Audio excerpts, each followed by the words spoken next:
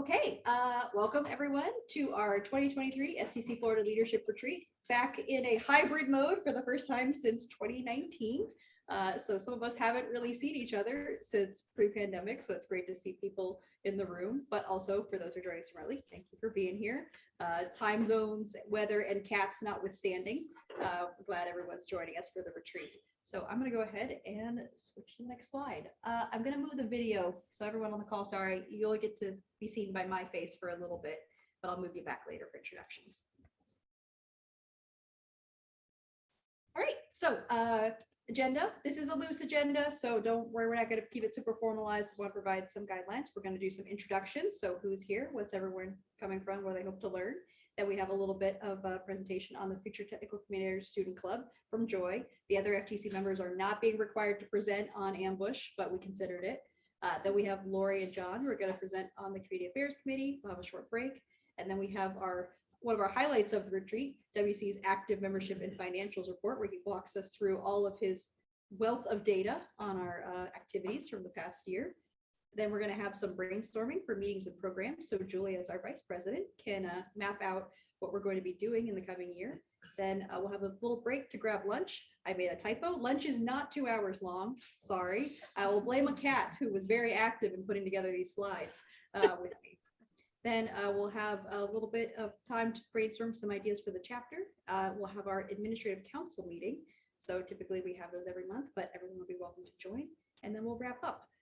For those who are in Orlando, we were planning a social at Jeremiah's Italian Ice in Waterford Lakes, pending weather, because it looks like it might be storming. So I will keep you posted if we adjust our plans.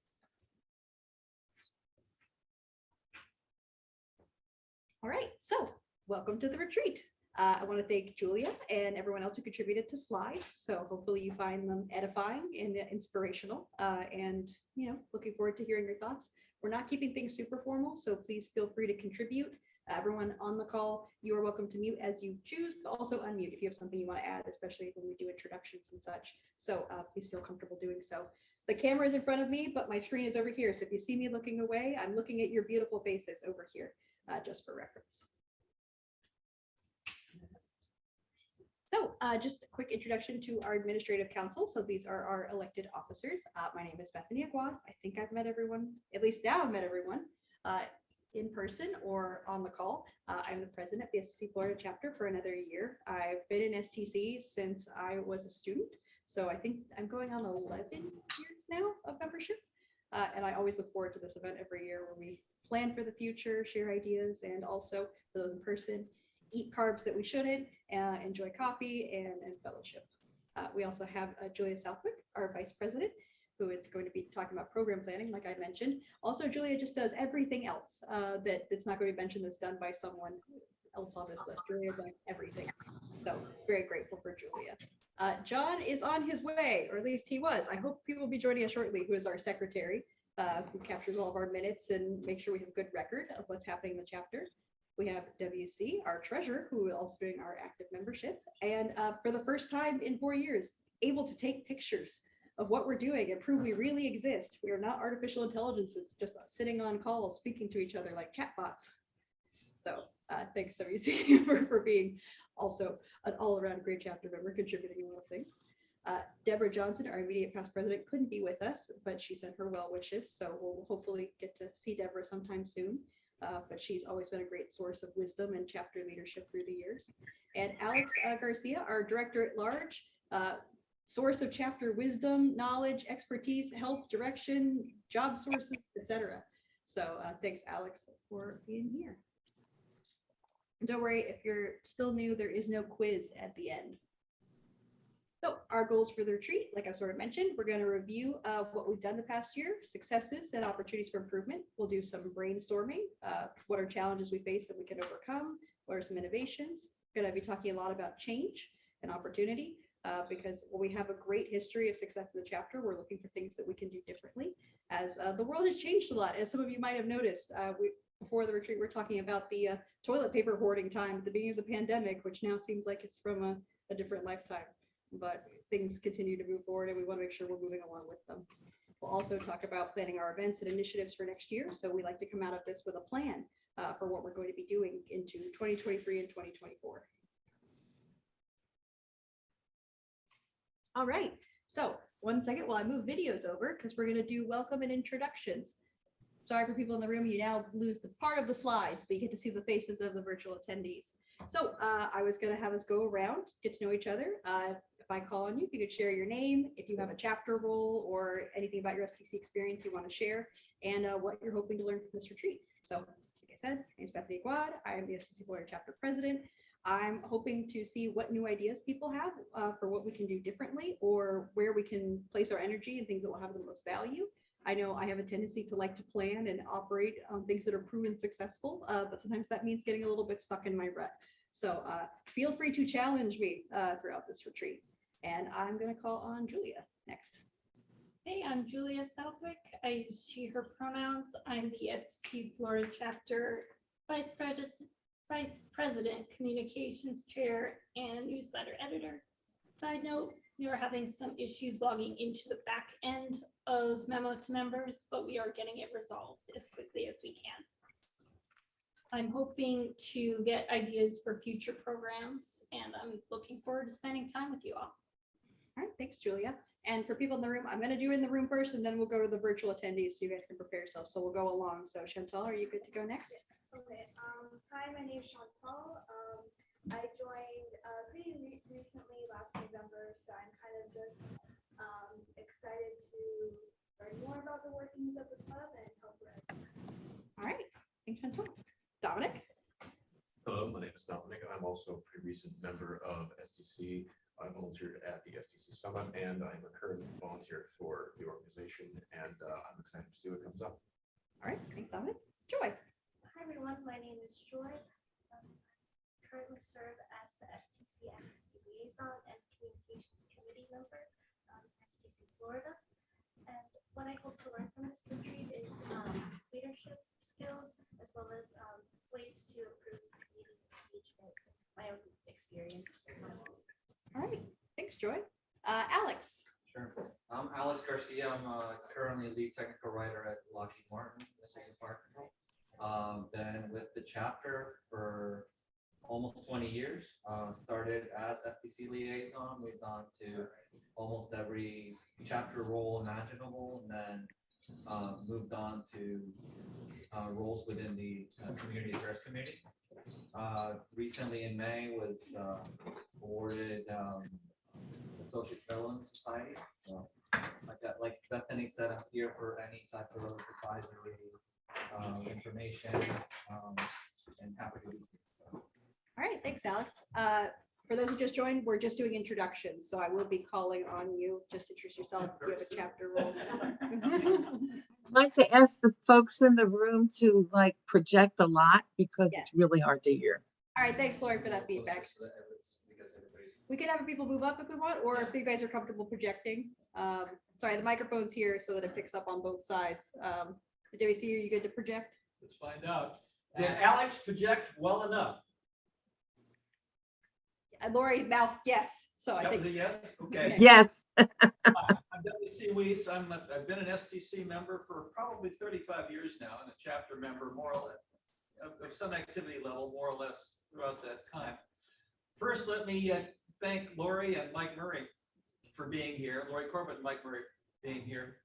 They spent a couple of years together with me on the STC Board of Directors, and we were projections of the Orlando influence back during our terms, and very happy to see their continuing interest and activity.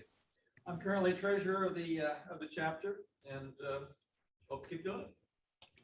no embezzlement or fraud issues as of yet, so we're still letting WC stay on. Good I'll show steward. the proof. Deja vu. I think that WC was treasurer when I was president. Quite possibly. All right, Nicole. Hi, I'm Nicole Lindquist. I am the employment chair for the chapter. I am currently a technical writer at Securitas on the Microsoft contract, so I know a lot of things about Word and Snagit. Shout out to It's Snagit. great. It's great. Yeah, it's great to be here and meet everyone in person. I'm excited to hear about what everyone has to contribute today. All right, thanks, Nicole. Janet, if you don't mind. I walked in, sorry. the introduction. Good. It was perfect timing. You came right into place. Hello, everyone. My name is Janet James. I'm a technical writer at JHT. Well, I don't have a role in the chapter, but Enthusiastic participant today. We can fix that. Would you like a title? We can come up with something on the spot. Guess. Guess will do. And I just hope to gain some communication skills and knowledge while I'm here. So yeah. All right, great, thanks. We'll go to Jonathan. I think you can project. I have a sense. Yeah, I think so. I'm Jonathan. I am the IEEE Professional Development Chair. I'm also a member of FTC, an unofficial member of STC. All right, thanks, Jonathan. And John. So I'm John. I'm the STC Florida Secretary, past FTC President, and current Student Engagement Director on the Community Affairs Committee. And I got here late, so. So everyone else was on time. Yeah. Congratulations. I swear I tried. On the call, I think we'll go to Jen. Okay, my name is Jen Buckley. I am an independent technical writer. So I'm an independent consultant. I do a lot of technical writing, but I also do instructional design and some project management stuff, as long as it's learning related, right? So don't bring me a telecom project. I don't care. Jen, right? Won't do it. Although apparently the money's really good, but still not going to do it. So that's me. I've been a member of STC off and on for a couple of years. Finally said, you know what, either take it seriously or don't. So I formally rejoined and here I am. All right, thanks, Jen. And Jen, I have a shirt I need to mail to you.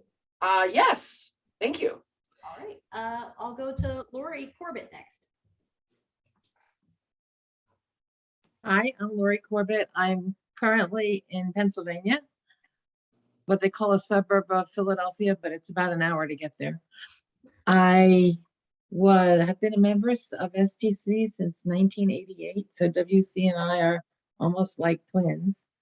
And I moved to Florida in '94, so I got involved in the chapter then. I lived in Leesburg at the time, so it was quite a commute and it was quite interesting. And now I work in tax software, but I don't work in the tax software. I work in the connectors where we connect to ERPs, Dell systems, and help with the configuration and provide instructions for that. So I'm quite computer-ish person. And I've worked on all over the place. My degree is in economics, so it was mostly under financial stuff, but it's really computer stuff. All right. And oh yeah, I was president in 2000 when we had the conference was there. And back in those days, it was just called the conference. It wasn't called the summit. Oh, thanks, Lori. Mike, can I call on you next? Yeah, can you still hear me? Yes, we can hear you. Okay. Well, my name is Mike Murray.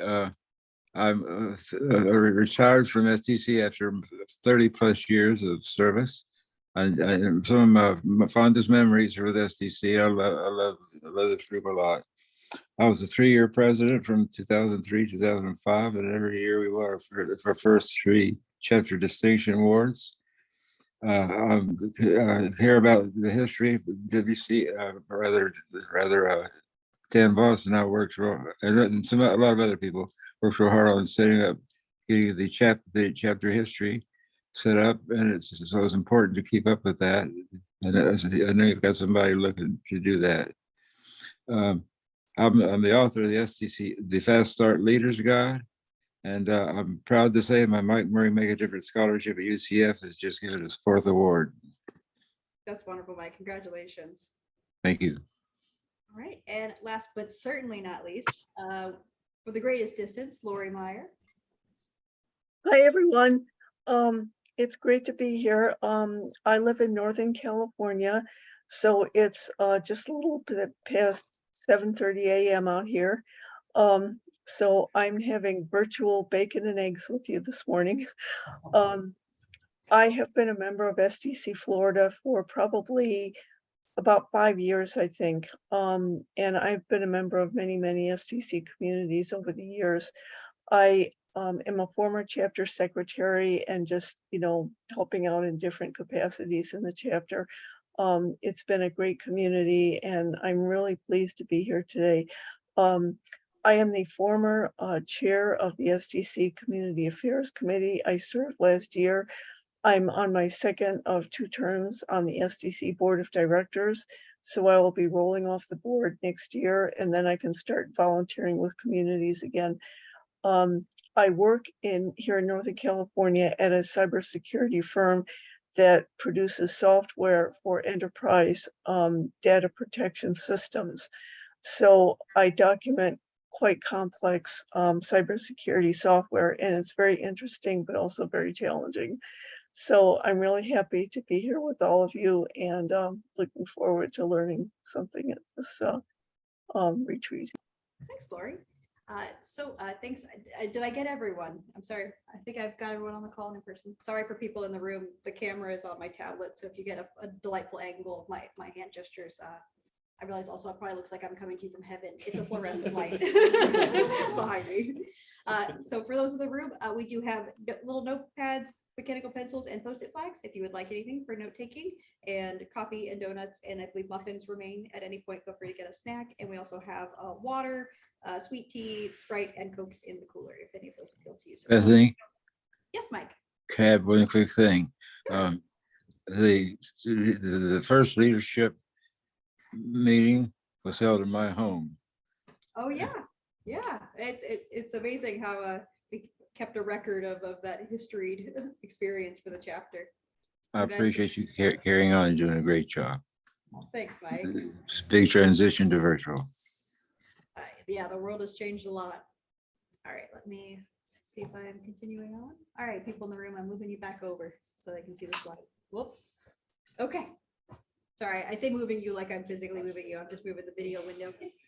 Okay, so I mentioned I'll be talking about change. I had a quote here from George Bernard Shaw: "Progress is impossible without change, and those who cannot change their minds cannot change anything." I thought this was, okay, I'm a sucker for a quote.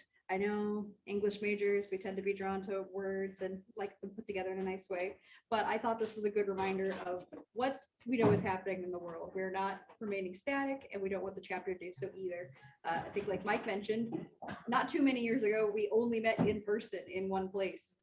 Then our chapter moved to hybrid, and then rather abruptly, after our joint meeting with UCF that John hosted back in 2020, we suddenly became fully virtual for several years.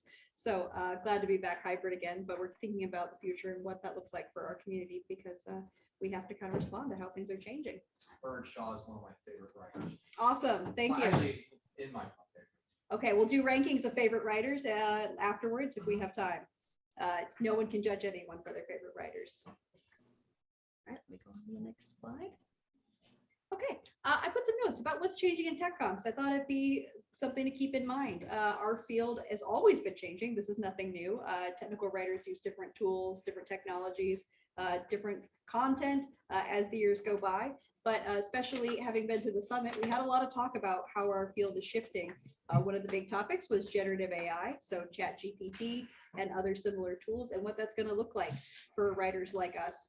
I've said, I think in a couple of our networking meetings, I think it's interesting that our skill of writing suddenly becomes much more appealing to people who are not writers once they can automate it. So in a sense, people are like, did you know that now that we have an AI and it can write, this is such a powerful thing? And I think we've always known that words were powerful and matter. But for those who are at the summit, we had a lot of sessions talking about what does that look like for our profession? Are we going to be replaced by generative AI? I believe that the answer is a resounding no, but that we'll be adapting as we go forward and see what tools are available to streamline our workflows and make ourselves more efficient.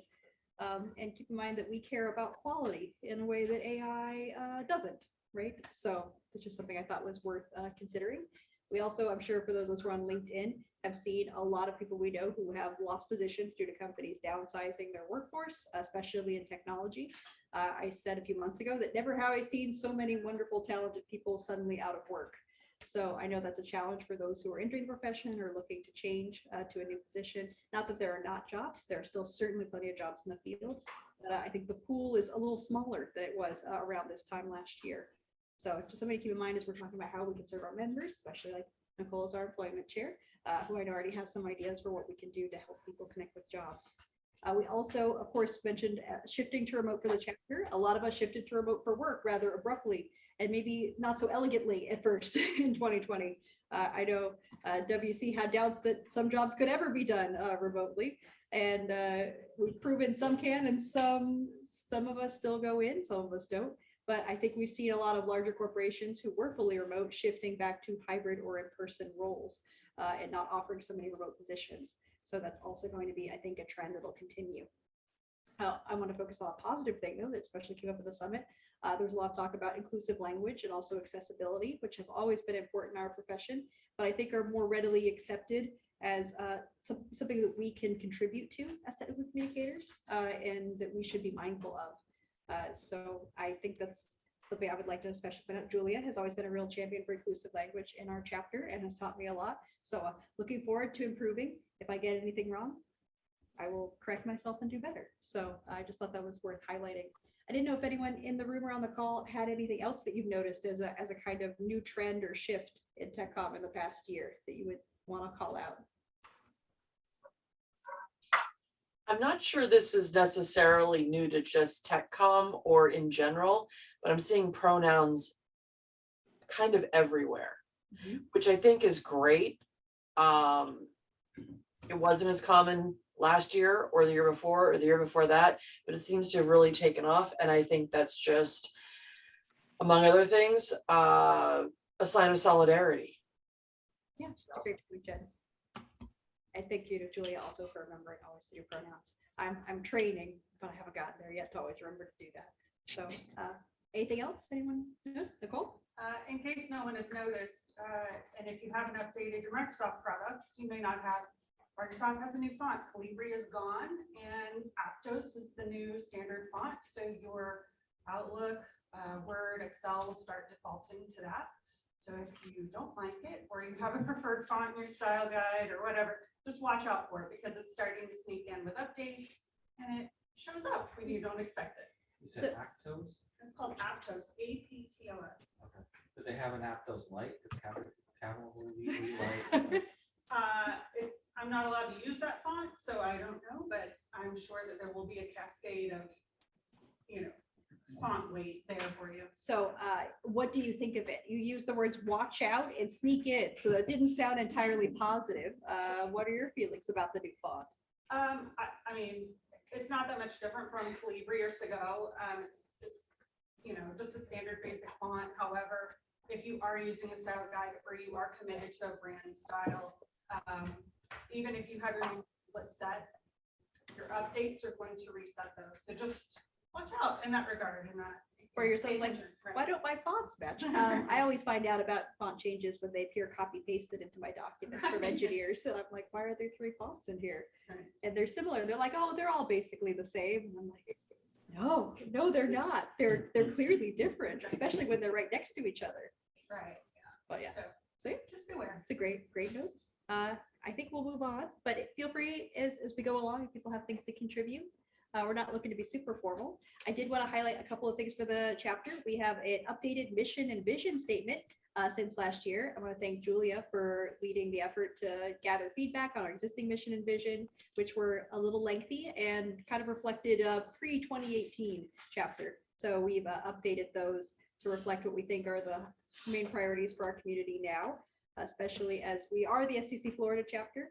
But like we have Lori here with us, we're not saying that we are only a Florida chapter and that we are exclusively for Floridians. We do have numbers on our side right now, Lori, but we are happy to have people join us from other states. We also just want to talk about our vision and what we're trying to do and enhancing practice of technical communication and focusing on technology, because I think that's where we're going to see our roles shifting more and more as we're going forward in the field with new tools and ways of working. So thank you again to Julia for getting those up to date for us. Also, Julia, I think I had you presenting some of these slides and I just forged ahead. Would you like to? I think I'm on slide 12. You're on 10. Ah, excellent. Okay, thanks. I'm keeping track. I get so enthused sometimes. All right, just a quick notice on our values, which have remained largely the same. Caring, education, excellence, teamwork, and volunteerism have always been pillars of the chapter. Previously, we had inclusivity as one of our values, and based on feedback from Alex, thank you, Alex, we've changed that to diversity, equity, and inclusion, or DEI, so that we're having a broader, more accurate definition instead of only focusing on inclusion to reflect different facets of, welcoming people to our community from different perspectives and backgrounds. And we mentioned inclusivity, accessibility. These are important things for technical communicators and also just for human beings, I think. So just wanted to call that out specifically. And again, thank Alex for bringing us up to date and making sure we're reflecting a good image for the chapter.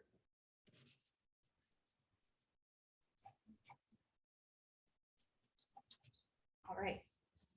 This is my last slide of that Julia has her slide. Thanks, Julia. Just a note about leadership. I know some people talk about wanting to learn leadership and communication skills. We do have a leadership development program for our chapter that I'll talk a little bit about on an upcoming slide.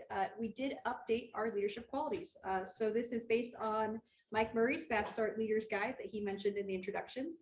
We've done a little bit of tweaking and sort of condensed a few things to say what are the qualities we think we see in leaders in our community, especially since we wanted to reflect what we feel are sort of a broader, more inclusive leadership style, as we have a lot of introverts among us. I know I come across as very outgoing. I am friendly. I like people, but I'm also an introvert and have a tendency to spend a lot of time with my own thoughts. So we wanted to say what are the qualities of those types of leaders. So we feel collaboration is central to our profession.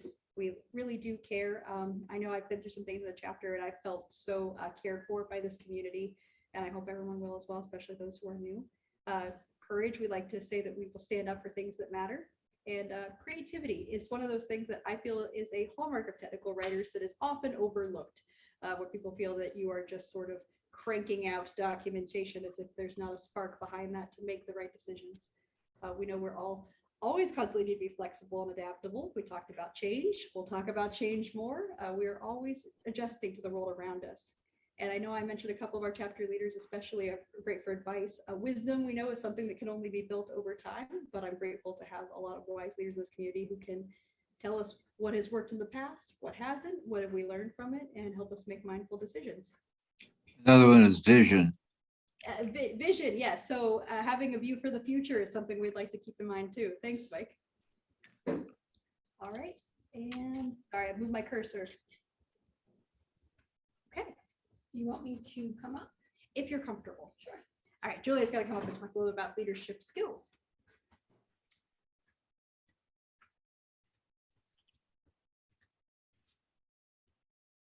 Where's the view for your camera? Oh, camera's right there. So we did an update on the skills at the same time. We decided to combine some of the previous ones into delegation, inspirational ability, listening skills, long-term planning, prioritization, problem solving, team building, which is what we're doing today, and time management. And I think I do have slide 15. you do have slide 15 as well. Thanks. So if you don't mind, I will stay here. You are welcome to stay here as long as you like. Well, I remember how to switch my slides. Sorry, navigating some different screens. Okay. So leadership and volunteerism in STC is part of why I've stayed in our community. I joined because I was a student. I needed to get a job, but I was like, I need to find people who will tell me how to do that because I have a good GPA and nothing else besides some knowledge of how to write. So since joining STC, started with working on the mentoring program, and that has really helped me build my confidence. I know I seem naturally confident. There's a little bit of that, but also being in STC for 11 years has really helped. So I just want to highlight some opportunities in our chapter beyond. You could be a committee member or chair. So like Julia is the chair of our communication committee and Joy is a member of our communications committee. Beyond our chapter, there are also special interest groups. So if you are a member of STC, you can join groups like the Technical Editing SIG, which is the abbreviation for a special interest group, Instructional Design and Learning SIG. They also have committee members and chairs. So if you're looking to develop a particular skill, sorry, not like Liam Neeson and Taken. I realize that sounds like not those kind of skills, but We also help connect you with other things. You'll hear a little bit about one of the committees in STC, the Community Affairs Committee. There's also education, there's scholarship committees. John has been very active on committees at the STC level, so those are beyond the Florida chapter. We're always looking for volunteers. You also can contribute to STC publications. Oh wait, Julia, can you show? So I put Julia on the spot. Julia actually in one of the print issues of Intercom has an article. So this is STC's like professional magazine, and Julia has an article on Dungeons and Dragons that she wrote and published in here. So it's a great portfolio item. It's a good experience, and thank you, Julia, for proposing it. I appreciate it. I've been owing Julia the print copy since this came out, so now she gets to hold it in person. So they're always looking for contributors. You have something you want to write. Of course, we have our own newsletter that Julia will be talking about that goes to members. And I know Lori mentioned the STC Board of Directors is I think we have quite a few of our more experienced leaders who have served on STC's Board of Directors at different points in our career, who do sort of the governance for STC beyond our community. Right, and this is still my slide. Okay, so growing with our chapter. I know some of you came in through our mentoring program. That's how I joined. And it's for people who are students, new grads, or people in career transition. We usually start that every fall. So if you have not been in the mentoring program and are interested, please do let me know during one of the breaks, and we're happy to talk about what that would look like. I also mentioned leadership development program that was founded by Mike Murray and Dan Voss. So that's usually our next sort of continuation after you've done mentoring, where you're paired with a community leader who is going to help you specifically focus on your leadership skills through projects in our chapter. We've had a few of us. I was in the LDP earlier on, and now you can see what an amazing leader I am. At least I am physically standing in front of you. It so. worked. That's the testament to success. Not only that, you're the president. I am the president. Yes, I have so much power. I just get to bring the donuts. That is a lot of power. It's a lot of power. Get to choose the donuts. But yeah, that's a great, if you're looking to build your leadership skills, especially, and I highly recommend that for people who have done our mentoring program or looking to kind of build from there. We also have our administrative council. Those are the people we introduced at the beginning. So our elected chapter members and also our committee chairs. We're always looking for people who want to volunteer. We had Nicole step up recently, and now she's our employment chair for our administrative council. And there's other opportunities as well, like Domina's working on our policies and procedures. So we always have numerous projects that can be done, and we're looking to help you grow. We are not just here to take your labor, because if so, I wouldn't still be here. I'm here because I feel like I am grown with this community, and I love being here. Oh no, I went the wrong direction. Bear with me. I hit the scroll wheel. Okay. Julia slide. So earlier this year, we did a presentation on why you might want to volunteer with the chapter. And these are some of our reasons. It can help you find better job quality. It can improve your leadership skills, provide you with career resources, recognition, a community to belong to, and at least in my opinion, most importantly, fun. I love hanging out with you guys. We do. We think we're pretty fun. We're heavily biased, though, but I always enjoy hanging out with everyone. So thank you all for being here. Bethany, Yes, Mike. I have something to add to that. Sure, Mike. I think if you volunteer, you cannot fail. This is not possible. Everybody's behind you. You're not by yourself. Volunteerism is so important, and you shouldn't be afraid of it. I remember when the first W.C. Weiss asked me to be the vice president, scared me to death, and I ended up getting pretty nervous about it. So I met with Dan Voss. It's Stanley Rhodes to ask him how I was going to do it. Anyway, I ended up, when I was president, I thought I ended up in the head coach of the world champion Los Angeles Lakers. So I felt like, and anyway, it turned out it doesn't be as bad as I thought. So you don't need to hesitate to volunteer. Everybody's behind you. You can fail. Yeah, absolutely. We are all here to help and contribute to everyone's journey and success. I am lucky to have had so many people behind me and like Alex alongside me as we've gone through chapter and STC leadership through the years. So I certainly agree with that.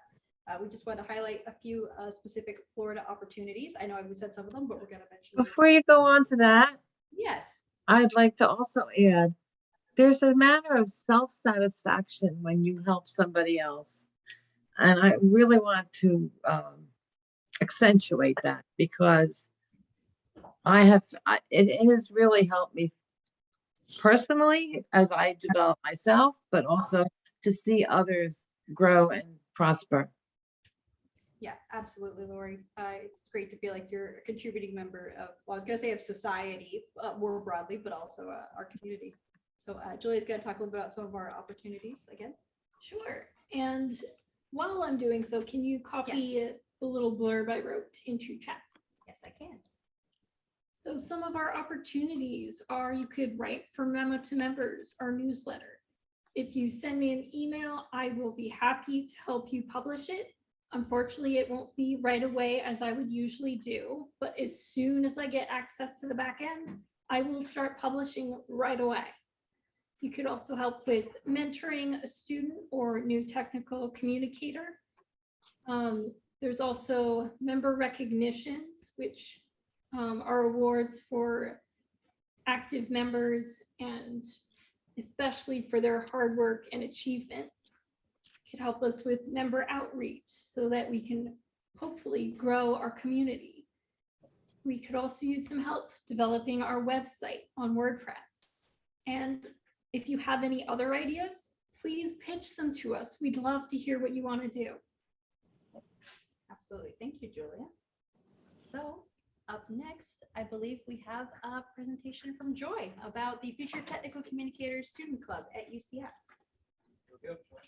We have a round of applause for Joy. Here, your smiling face for reference. That's what Got it. Hi again, everyone. My name is Joy, and I currently serve as the president of the Future Technical Communicators Club here at UCF. We are a registered student organization founded in the year 2000 by Erica Olmsted and Bob Whiteley. And throughout the year, we host a variety of offerings and events such as guest speaker meetings, networking socials, as well as skill sharing workshops. And throughout the summer, our FTC family has been doing a lot, and we couldn't have done it without everyone's contributions, especially those in the audience today, such as John, Chantel, and Dominic. To begin with our publications, at the beginning of the summer, we published Alexandra C's Blogging to Build Your Professional Portfolio. And it was a great introduction to those who are new to blogging. And she also offered a variety of resources and tips to get people started. And also in the past year, she held a workshop using the same name, and it was a fantastic turnout. Second of all, she published the blogging style guide, which is available on our FTC blog. So I suggest you all to read it if you have the chance. It's a great read and awesome resource. And to highlight 5 of our spring 23 graduates, we posted a spotlight article on our FTC blog as well. Yeah, and it was great just celebrating everyone and all of their accomplishments throughout the year. And our main project for the summer was the FTC Year in Review, which is a 3-part series. And we posted part 1, which was a recap of both FTC and STC Florida events. Part 2, a Spark STEM Fest article by our own Winnie Wu. She is the new historian. And coming soon will be the 3rd and final installment based on the STC Summit attendees' experiences and what they've learned. And we're also looking forward to their educational program, I believe next month, August 17th. So yeah, it'll be great to see. We also hosted a variety of general body meetings and socials, such as our June meeting on social media marketing and communications, featuring our communications team, who is also in attendance here today, such as Chantel, Dominic, myself, and Winnie. And throughout the summer, we hosted monthly movie nights. To begin with, on June, we celebrated we kicked off the summer with a Emperor's New Groove social, which was really fun. And this past month, we had a Star Wars holiday special series. And yeah, it's fantastic. And we're looking forward to next month as well, too. So please stay tuned for further news. And I believe just within the past 2 weeks, we also hosted our Portillo social, and it was a wonderful turnout as well. Sorry, No worries at all. as pictured. Yeah, it was a great time meeting new returning faces, and yeah, we're looking forward to more in the coming year. And everyone's invited, including STC members, students, and visitors. Portillo's is really good. Yeah, it was I also amazing. vouch for it.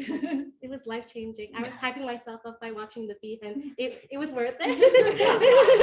Yeah, it's a great time. I recommend. And we have so many installments that are coming up in the fall of 2023, starting with the introduction of hybrid meetings.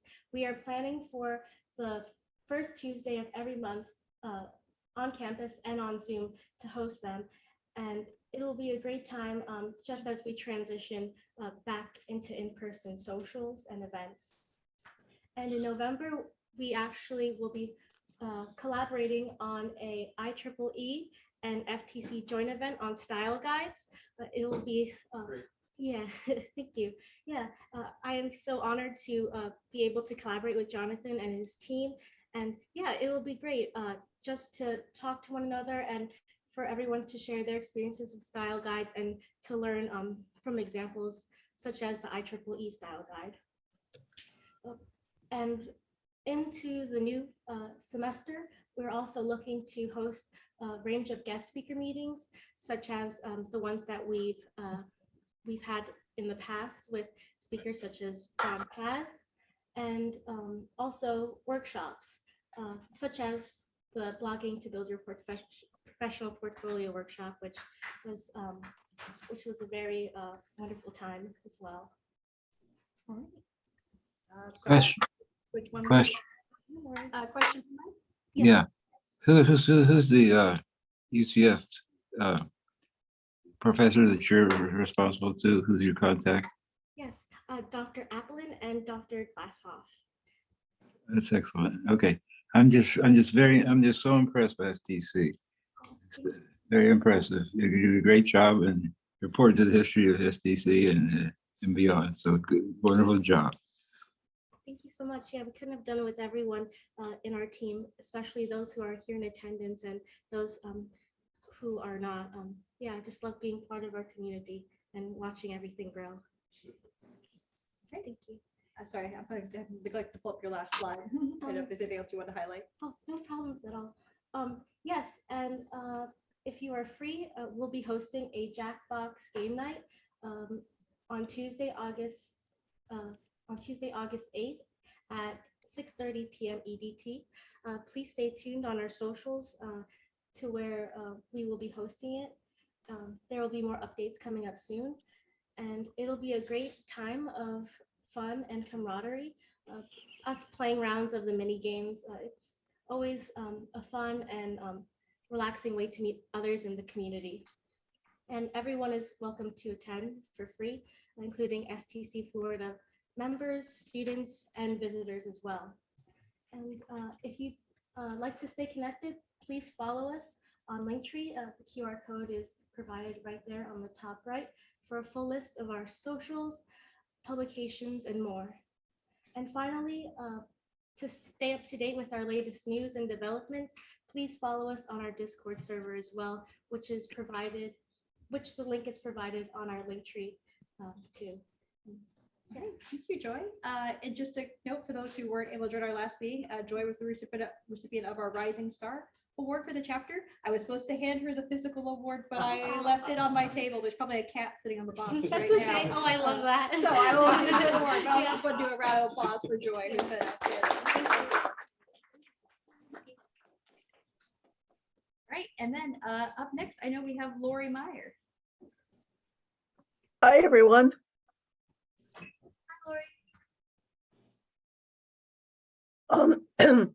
I'm going to just share some information with you about the Community Affairs Committee. That is a standing committee that was chartered by the STC board. We actually have a couple of past CAC chairs with us today. I believe Mike Murray was the first CAC chair, if not one of the first. And Yeah. Bethany was a former CAC chair when she served on the board. So both of them have done a great job. And of course, Mike, being the first CAC chair, that is just one of many roles as a teacher and a mentor and a friend to all of us. So we're very grateful to Mike. So what is the Community Affairs Committee? It provides 4 principal services: support, education, communication, and celebration. So I'm going to talk about each one of those and how they affect every STC community. So the CAC serves communities by providing different aspects of support. We answer community leaders' questions and provide guidance about community structure, leadership, operations, and recognition. For example, we often get questions about, well, what do we do if we want to change our change our charter or change our chapter bylaws, things like that. Or how many officers do you need as a minimum to qualify as a valid STC community, things like that. Or how can we get more volunteers? How can we attract people to come to our meetings? So we answer all, questions like that from different community leaders and members sometimes who are just curious about what it takes to run a community. Education includes a series of webinars and programs throughout the program years on topics such as budgeting or membership or attracting interest in your community. And we're going to be doing that again this year. Jamie Sagan is this year's CAC chair, and she's putting together a great committee. So look for information about upcoming membership webinars from the CAC. These are free. They are open to all STC members. You don't have to be a leader. You can just be a member who wants to know more about leadership or more about how communities operate. So everyone in STC is welcome to attend these webinars. Communication, we hold meetups to help, oh, I'm sorry, can you go back? I jumped the gun, Lori, sorry. That's all right, no problem. We hold meetups both with kind of formal topics and informal socially oriented meetups to help leaders get to know each other and build their networks and exchange information. And Jamie is working with the CAC right now to put together some meetups. Some will be educationally focused, others are going to be just plain fun. So, look for announcements about those. And finally, celebration. And this is where the CAC recognizes leaders and communities who have received honors and awards. We do that at the Summit Conference, but we also always encourage communities to focus on recognition and make sure that their leaders and members are recognized for the time that they give to their communities. And someone from STC Florida, and I can't remember who it was, had a wonderful saying about this. You could not have too many awards, and truer words were never spoken. That was WC. Okay, thank you, WC. That's a great quote. I absolutely love it. Because yes, yeah, that's true. And STC Florida does a fantastic job with recognition. they have exhibited role model behavior as far as like recognizing members. They have a wonderful series of chapter specific awards programs that dovetail nicely into the STC honors and awards that are given by the society. So you can be very proud of yourselves. And this is the sort of thing that the CAC encourages. So now we're ready for the next slide. All right.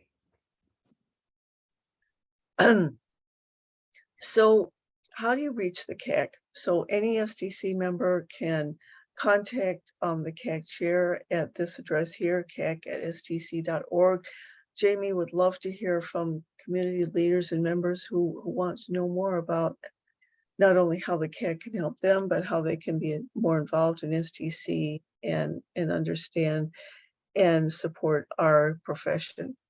The leadership resources page, you see the website link here, enables you to find out more about the CAC programs, both past and future, and you can sign up for these programs. As I mentioned, that they are free and open to all STC members. And for those who can attend the STC Summit Conference, we always have CAC information exchange and social networking events. We also have a virtual leadership program typically held about a month after Summit for anyone who, number one, could not attend the conference, or number two, could attend the conference and would like a nice little rerun of some of the things that they learned. So let Jamie know at the email address at the top here if you'd like to, number one, either be involved with the CAC, or number two, have ideas or questions about the CAC, how the CAC can support you. So I'll turn it over to John now, and he'll do a little bit of recruiting. Thank you, John. Come round, John. Actually, maybe John will have you stand close to the mic because I know you're soft spoken. Yeah, very true. All right, great. So to build off of everything that Lori said, being on the CAC is really great experience. And CAC and Lori being the chair on the CAC for the past year has been just as amazing, because just all the things that she's done, all the ways that really have helped both the CAC team work so well and help the community of STC as a whole. And I've had the pleasure of just working with several different members of this chapter on the CAC, such as Alex, for example. I got put onto it by Bethany a few years back, and it's one of those things. Just volunteering on it can be as straightforward as you want it to. She asked, "Do you want help on the CAC? Do you like writing emails?" And you were like, "I love writing a good email." And I was like, "Oh, I've got the job for you." Exactly. I was like, I do love writing emails, and it can be as simple as that. I started helping with the communications on the CAC, specifically just reaching out to different student members and leaders throughout STC, and that's the role I continue to do now. And really, just joining the CAC is you can help in so many variety of ways, just like with the STC Florida chapter, or even with FTC, there's so many different branches of it. You can help with setting up the programming, or co-leading a meeting, or note-taking, or doing outreach, or connecting people to other people. Like sometimes a lot of members or leaders, just even if they're doing well, they might not know how to do even better. Or even if the chapter is struggling a little bit, or they're like, "Oh, can you point me to someone who may be able to help me or help our chapter grow, get members?" You can say, "Oh, I can share some of my experiences with you. I can reach out to so-and-so on our team, or I can even just, support your group directly," for example, just directly invest yourself in those communities. And that's really what the CAC is about. Just if you like to help others, especially just help other communities in STC, if you want to kind of expand your reach. And as someone said earlier too, just the feeling of helping others is part of the fulfillment of volunteering. And I feel like the CAC is one of STC's communities that truly stands for that, of just, if you have a desire to help people and also just grow your skills in really any area you can think of, it's a great group for that. And it helps you just meet a lot of just other people in the society who not only you can help, but also just, it kind of comes back to you, and they can invest in you. You may see them or their chapter grow or even get awards because of how you help them, things like that. And it can be in the smallest of ways, whether you do long-term projects with them or connect them to people who help them grow quick ways, or even if you just send them communications about reminders and things like that, sending a quick email, and it can really be anything like that. So if you want to join the CAC, reach out to the CAC email with Jamie Sagan, who is the current chair, or any of us in the chapter. We'd be happy to redirect you. And yeah, it's a really great opportunity, whether you want to help in the small ways, want to build up to the big ways, or even if you just like helping people in STC in general. And it's a great way to volunteer, absolutely. And again, it can be really simple. Just as I mentioned earlier, it can be, do you like writing emails? Yeah, that can be it. So yeah, definitely consider joining if you want. Also a If great you want way to build up. to become a STC famous. For those who went to Summit with John, I'm sure you saw that John had a pretty good network at a society level. I blame Bethany for that. John is Because- known. because how it started was like everyone's like, oh, you know Bethany? I know Bethany. And it kind of built up. Now it's the other way around. I'm like, I know John. They're like, oh yeah, we know John. And I'm just like, no, but I know That's okay, Bethany. Yeah, friend of John. Yeah, so like friend of Bethany. Also great if you're looking to volunteer beyond our chapter and build towards like getting recognition like Alex has being an associate fellow or fellow down the road. That sort of leadership and volunteerism is really valued. So yeah, absolutely. Sorry. Go back to the But absolutely. the same brain. Yeah. Thank you, Yeah, John. absolutely. So I had a question for Lori and John.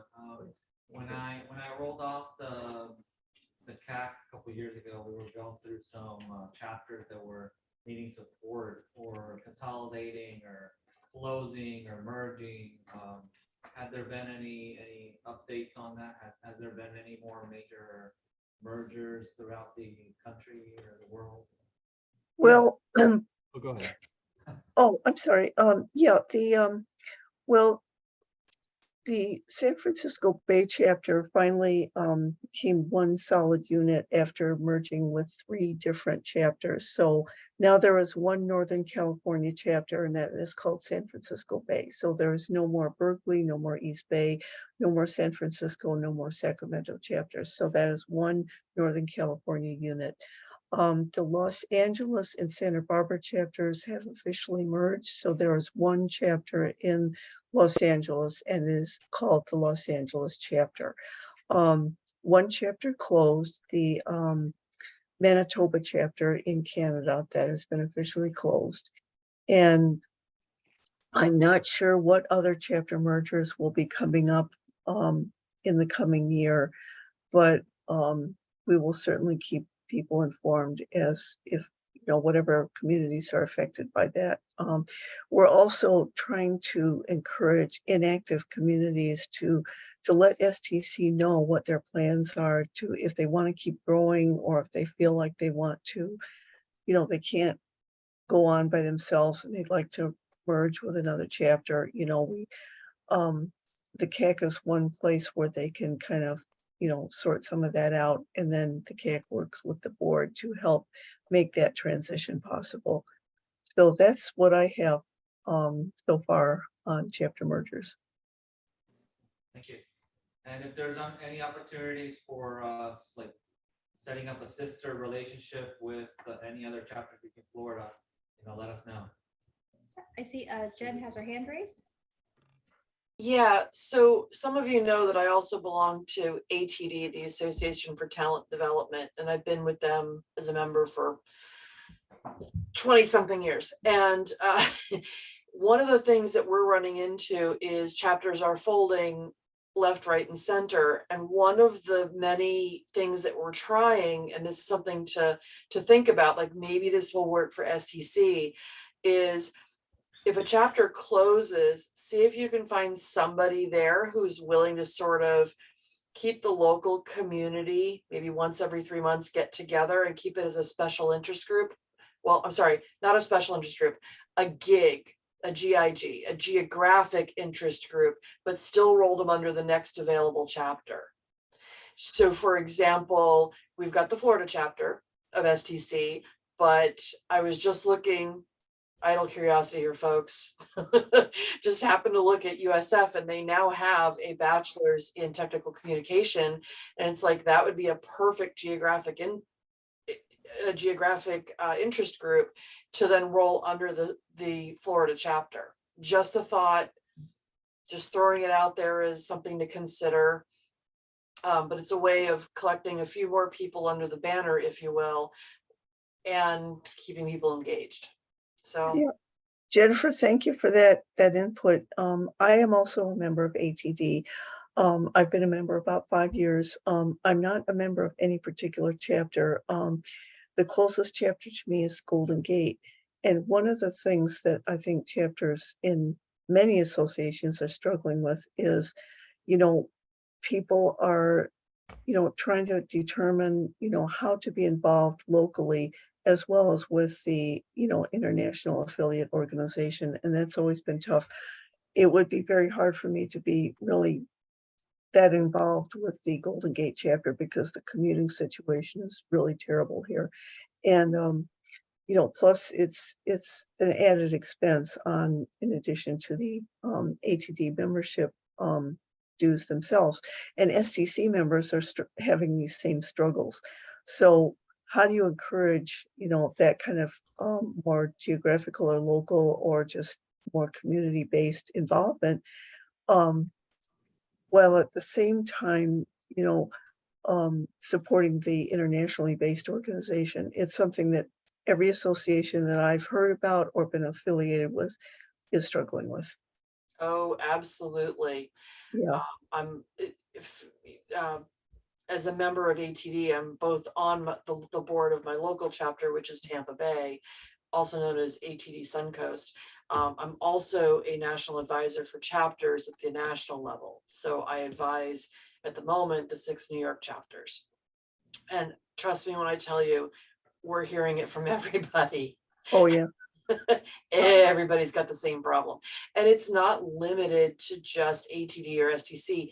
PMI, I'm also nominally a member there, but I've got friends in the chapter there. They're running into the same problem. Every professional organization is having the same issue.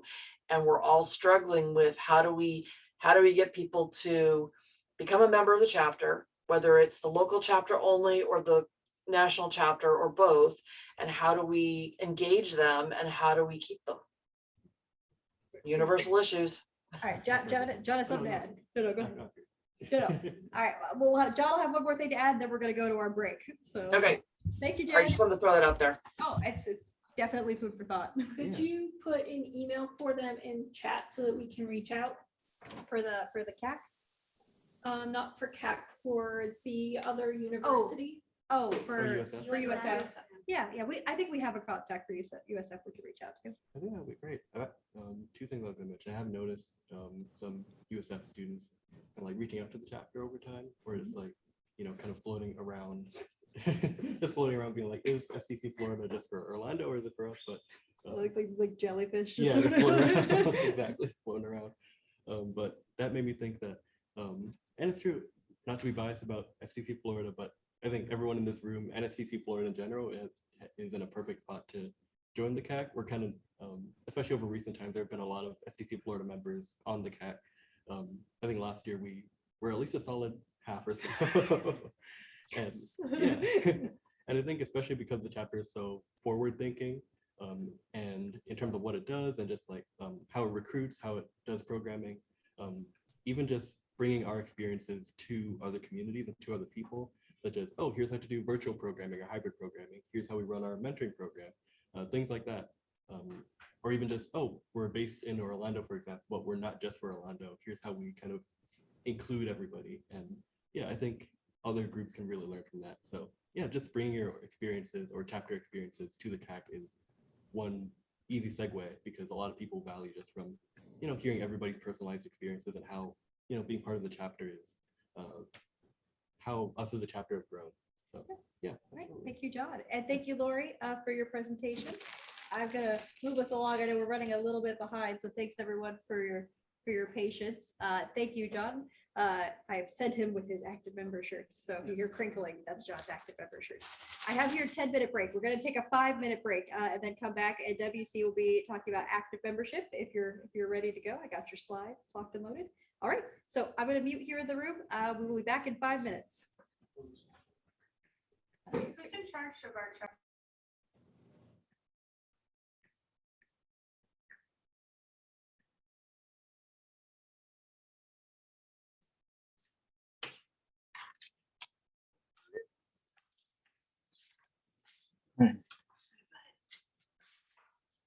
Thinking about going ahead and walking as president. Start thinking, What do you mean? You thinking about what? going ahead and go into this and walking as president. Oh. Okay. Alarm. Get dressed. Thank you.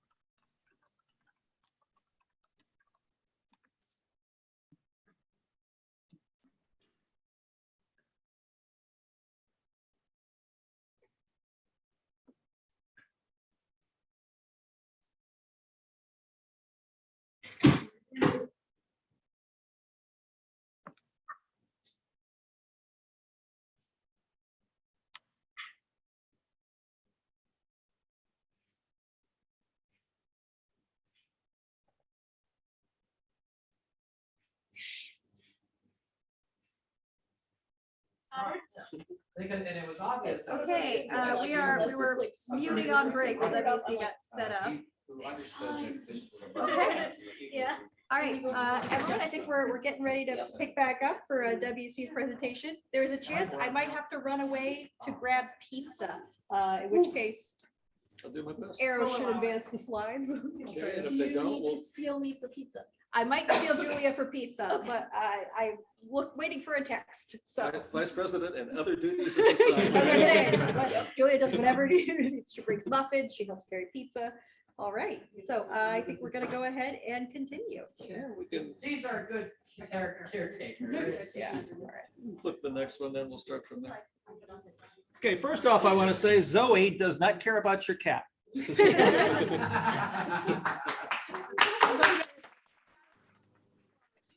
Hey, dog people, all right, good. Thank you, thank you, thank you. Thanks to our active member program, we probably know more about our chapter's dynamics and trends than any other chapter in the society. And every year, we try to use this time to explain that to you. Second little side note is for those of you beginning your careers in technical communication, you need to be able to do what I'm doing. That is, speak to a room of people and survive. I had my opening night in Tennessee in 1988. It didn't go well, but because it was an STC group, it was accepted. And it got better after that. So if you're going to be successful, add this to your portfolio. Let's move on. Usually I start with an introduction about things I've observed, but I thought I'd turn it into a scorecard this year. There are things we do well, and there are things we can do better. Starting at the top, officers. Meh. It's not the quality. And what that means is, the good news is we have all of our officers in place. There are years we haven't. There are other chapters that get by on a president and a treasurer. So we are successful in terms of having a full set of officers. However, we do not yet have the volunteerism that more people want to be officers. And until we get to that point of the potential for competitive elections, we're not as healthy, say, as we used to be or could be. Talk about treasury. Speaking as your treasurer, hey, we're great. Yes, round of applause for the treasury. False modesty, but details to come. Member participation. That is, as we'll look at the trend line, we have dropped from here down to here. We still have a core of very active, dedicated members for which we obviously are thankful and makes the chapter continue to move forward actively. The downside is that number decreases every year. We are losing my generation, and we are not replacing them with the energy of your generation. And that challenge remains in front of us. It's a resource for new professionals. I think we still do an outstanding job. If you're going to be a professional communicator, I don't know what other good options you have, other than IEEE, perhaps. You better believe it. You better believe it. But as a group, we are dedicated to bringing new people into the profession and seeing them succeed. And most of our resources are somehow focused on that. Program planning. Took a major leap this past year with Julia. It's the first time in probably about a decade that we had a calendar of planned programs that was a year long in advance of their presentation. That doesn't mean that it always works the way you want it to, but the desperation that we've had in some years of 2 weeks to go and what are we going to talk about, it's been a much better year. And it's hard to sustain, but as we'll talk in a bit, we've got some winners and we've got some things that probably could have gone better, like we missed our market somehow, but we'll keep getting better at that. In terms of employment resource, I'm very happy that we're happy that Nicole has taken the honor of doing that. We've had people who have accepted the title, but we've never seen evidence of any product. My standard is high. During the years that Mike Murray and I were in the lead roles, we had an employment manager who is a active professional placement manager. So he was working for an agency by day, but also on the side was filtering opportunities for our members. We would begin every meeting with, who here needs a job? Or who here has a job? And using that as a way of continuing our focus on employment. Right now, the times are a little bit rougher as the economy decides to cool down. And unfortunately, we're a victim group in many of those cases. So we need to encourage Nicole to become visible, to make sure you all know who she is and what she does, and that she has opportunities. So moving forward, I offer you that challenge. Looking forward to it. STC organizational outlook. We'll probably talk a few things later on in the presentation. And Lori Meyer could probably tell us more things, but she can't. but the society that we have relied on for over 50, but probably over close to 70 years, is not as strong as it used to be. And as a result, there are things it does well for us, but in diminishing capacity. The resource leverage is the other thing. Each, I now say 10 times a year, STC publishes Intercom magazine. Show of hands, how many of you are aware that STC publishes Intercom? Julia certainly is. She now has a copy. Now, another show of hands. Who's read a copy of it, or who's read Intercom in the last year? Okay. You notice my hand didn't go up either. But that really is a focus. The feature article focuses on current subjects of interest for us. And there's a program opportunity there that we're completely missing. If we only read the article and talked about it, there would be a really vital meeting that would come out of it. So be aware that it's there, because it's talking about the challenges that you're about to face or may already be facing. There are other resources such as the CAC that we also need to take good advantage to leverage. We probably do better than most, but things of that sort are there. We need to remember to use them. And with that, let's move on. We can move on again. I guess we're going to talk about participation trends. These are our meetings for the past year. And we've had some really, actually very, very, very good topics. Recapping the summit. I don't think we've done that for a couple of years. That's the heritage of the old wash lines, which used to be an annual, really fun program. But thanks to basically those of you from UCF that went along with John, that meeting brought the summit back to the rest of us. We did that at 10. And it was really, really valuable for us to get that feedback. It's also the way to kick off the year. Good news is the numbers were up. TechCom tools in September, higher than the year before. Good news. Let's go ahead and hit the next one. The workplace respect and resolving conflicts. I had high hopes for that program because I think it's an important issue to all of us in the workplace. And we really didn't get the participation for it. Can't say why, could be timing, but clearly our numbers dropped for that. The introverted leadership panel, when Ben was here, that really brought people back in, was an excellent presentation. The young professionals panel, we were down about 12 people over the year before. I don't know whether that means decreased enrollment or whether we didn't publicize it as early or however it works. It's still our largest meeting of the year. In many degrees, it's the best meeting of the year, but the trend says we're down. And the Dungeons and Dragons, including the workshop, 15 more people than we had in that month the year before. So our attendance overall increased this year. I think we were like 16.9 the year prior. But this year, our average meeting, 18.3, despite a drop of 12 in our largest meeting. So overall, well done.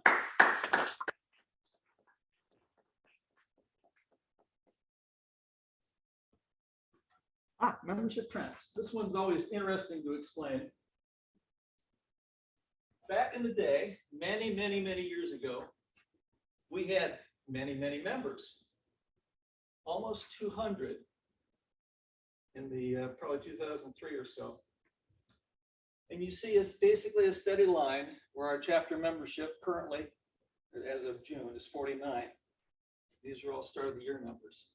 Our active member program tracks the number of people who have done anything. If you've attended a meeting, you got a point. And that makes you a candidate for active membership. Only 24 people this past year drew an active member point. And that's down from nearly 100 that we were tracking many years ago. Now, the good news is what I call butts in chairs. And our total number, our total people count over the year for the programs we presented, at one point was up to 450 or so, but that's with all these large numbers. Now, we actually presented to 219 people this past year. The thing that we have to work on, 22 non-members actually earn points. I hadn't always tracked non-members receiving points, but kind of fell into that because people were transitioning and becoming members as we were more active with the UCF people. And as a result of that, began to track it. And the number increased to 49. This past year, 66. 66 people cared enough to do something and attend a chapter meeting, but did not become members.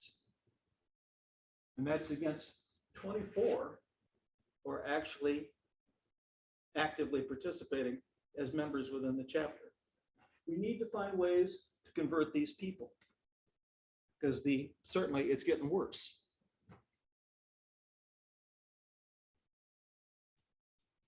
Engagement. This tracks average meetings per member. And this used to be a pure number because only a chapter member would attend the meeting, right?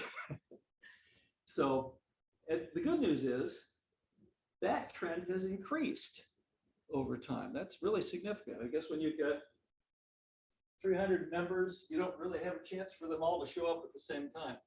But so I'm very proud of that trend line over time. But that's taking the total number of people who are 219 butts in chairs and dividing them by our 49 members.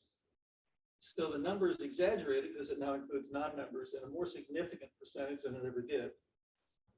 But still, the true member average is up from 2.3 to 2.7. So again, congratulations, Julia. Let's talk about active membership.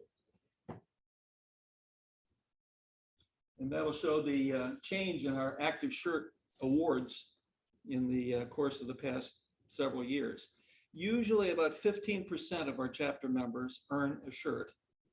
And that's done by basically a combination of the scoring is set. So if you attended every program meeting, plus did one more thing, like a networking meeting, you would be an active member and earn a shirt. So the consequence of that is our trend line again is showing who we are, a smaller, more dedicated bunch, perhaps, but there's not enough of us, or as many as we should be. Go ahead. Question that was asked earlier in the year, because it looked like Julia was probably the most outstanding active member of all time. And I'll tell you she is. But in terms of the count, one person scored higher, but that number was in controversy. And I was not keeping score in those times. I had just been elected treasurer of the society. But because there was dispute over how the scoring was being kept, I took it back. And so all the other numbers are mine, and none of the rest of them have been disputed. So if you want to take the undisputed numbers, Julia is our most active member of all time. You'll see a lot of other familiar names on that, members such as Mike Murray, And see, we didn't start the program until after Lori Corbett was safely gone. So Lori would have been a candidate, or I'm certainly well represented on that. I was gonna say something there, but I'm glad you didn't. But certainly you can thank Bethany for many, many years of keeping the pace and this kind of thing. We've been always had reason to thank many, many extremely active participants in our chapter. That's how we score the points. And if you do all these things, you can become a Julia. But the main thing is attending chapter meeting. If you're an elected officer, you get an additional half point per month, and you actually get a full point per month if you show up and attend the ADCO meetings. Same way, if you represent the Orlando chapter or the Florida chapter, say at a presentation at UCF or to another organization, that's worth a point when reported. We don't do a good job of giving credit for articles or used to be we had sponsoring another member, but It's It's a at lot the of. bottom. it's on the bottom. There it is. Okay. And you notice that's a 2-pointer. To clarify, whoever's running the mentoring program is not able to capitalize on the sponsoring and new member points. It's been tried before, because then you could rake in like 20 plus Yeah, points. The idea is great. In practice, it does not work well. But if you bring in 6 new members to the chapter, you certainly get enough points to become an active member and get a shirt. Sure. Let's move on. And chapter budget. Here's where I try to convince you that we're in great shape. Each year, our treasury has actually grown by about 10% since 2019. So we have negative embezzlement going on. Frankly, we can thank the pandemic for most of that, because there are a lot of things we used to do that we don't do. Our meeting expenses, for example, are much less. No one's going out with a credit card, buying refreshments, making sure they arrive on time. So we're not feeding 20 people. Instead, we're just looking at each other over a Zoom meeting. The cost savings was there. Same way we used to be a little bit more engaged with some of the expenses of the annual meeting at UCF. They haven't cost as much over the course of the last couple of years. Other programs, the leadership program, some years since it started, we have not been able to sustain it at the same level, and it hasn't cost as much. The mentorship program used to be, we would have a nice in-gathering at Olive Garden and with dessert. We were a little bit high on the hog. Yeah, we were good there. But those of you who have been mentees in the last couple of years have not had that benefit. And all that's been reflected, of course, in the amount of savings we've had. Other points to mention. I think we have, yeah, okay. We do get reimbursed as a chapter for our membership. I think it's at the rate of $15 per member. And as our number goes down, of course, our income stream is cut back a little bit. Here's our budget plan for this year. At the start of the year, our bank accounts in PayPal and Wells Fargo had a combined $3,422. We planned on the year to bring in $1,800 worth of income. Most of that reflected as the rebate we received from the Society for Technical Communication. I'm being abandoned. People are walking out in droves. You're upgrading to John to run your slides. Just the left click. Upgrade. Back. Upgrade. Great. And we plan to spend $2,230 this year. And that would. We are in downgrade mode now. And so at the end of the year, we expected we would end up with still $3,000 in our treasury. Next one, John. The reality so far is we've gotten 65% or so of our income. Of course, we're halfway through the year. So all the remaining meeting proceeds and the occasional thing we get from Amazon or such like is yet to be received. Our expenses have been remarkably low through the first half of the year. Now we're beginning to get hit with bills for GoDaddy, which are higher than I would like. And also, we have not bought shirts for the last 2 years. We are going to have to buy shirts for the active members this year in honor of what we've got in our budget. So that number will grow. But currently, our treasury combined has $4,331. Let me stop a sec. Any questions about that? It's a very healthy budget. Okay, let's move on then, John. Year over year, as a chapter, are we okay? And the trend line so far has been good. Each year we budget as if we're going to spend, we're going to overspend about $300, $400. Each year we fail to achieve our ambitions. Things happen like COVID, whatever, that keep us, or else we don't have the right talent in place to lead the programs that we had planned to lead that year or whatever. So we usually end up saving money, even though our intention is to spend it. And when I began as treasurer, we had a little over $2,000. And you can see the walk up. Our budget has remained remarkably the same, but our end of year spend has increased each year. Next one. I think this is our last slide. That is there a plan B? This is one I would love to have Lori Meyer talk about, but I know that she can't. When I left the board of directors in 2011, the society had assets of $400,000. And these are numbers from the annual meetings. As you can tell from the last several years, STC's assets have turned into liabilities and continues to get more lopsided. So I want to leave you with thinking about what happens if STC cannot continue on going forward.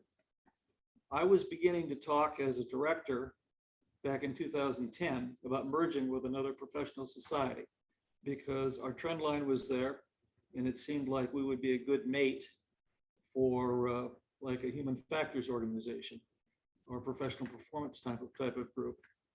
And the consequence of that is no one really understood that it was necessary. And here we are. So what I'll ask you to do is, as we go forward, what happens if STC is not there? Does this chapter continue? In what way?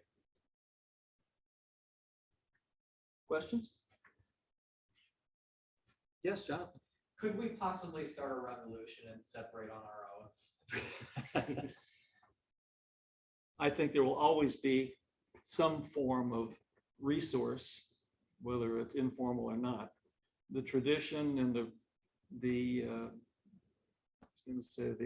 publication resources that STC represents, the employment resources STC represents, the standard of knowledge and performance that they represent. We need that. If it's not there, IEEE could be it. I don't know. It's just kind of not as visible at that level. There are medical writers, but they're a little bit more specified. I don't know what the answer is, but we certainly need to be aware of the possibility that we might not be able to get resources from STC at some point in the future. So one thing at the business meeting, I think it was this past year when they presented the 2023 information, they mentioned a pandemic loan that they took from the Small Business Administration. And maybe this is a question for Lori. Do we know if that's payable back or was it forgiven or that's still? I don't know that you can speak to that. Yeah. No, I'm afraid I'm bound by confidentiality and I cannot comment on any of that One to of the this things we should group. have covered also is these are the number of people who voted in prior elections. And you'll see that it was 4,500 people voting in our annual elections back in 2011. And that number has fallen every year to where this past year was only 1,400 people. So about a quarter of the people So from that.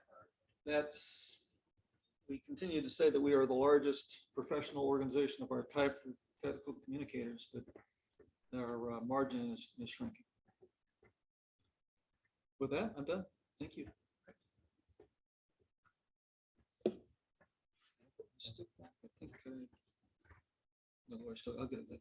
Okay. And next.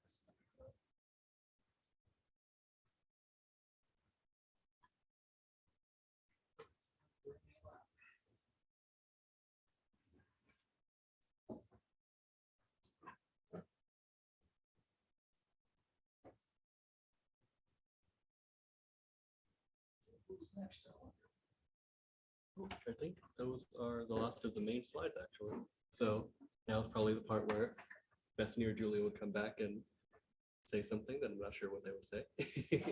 Well, we could do the other 5 minutes of the 10-minute break we did. We could take a short break. Yeah, that would be a good time.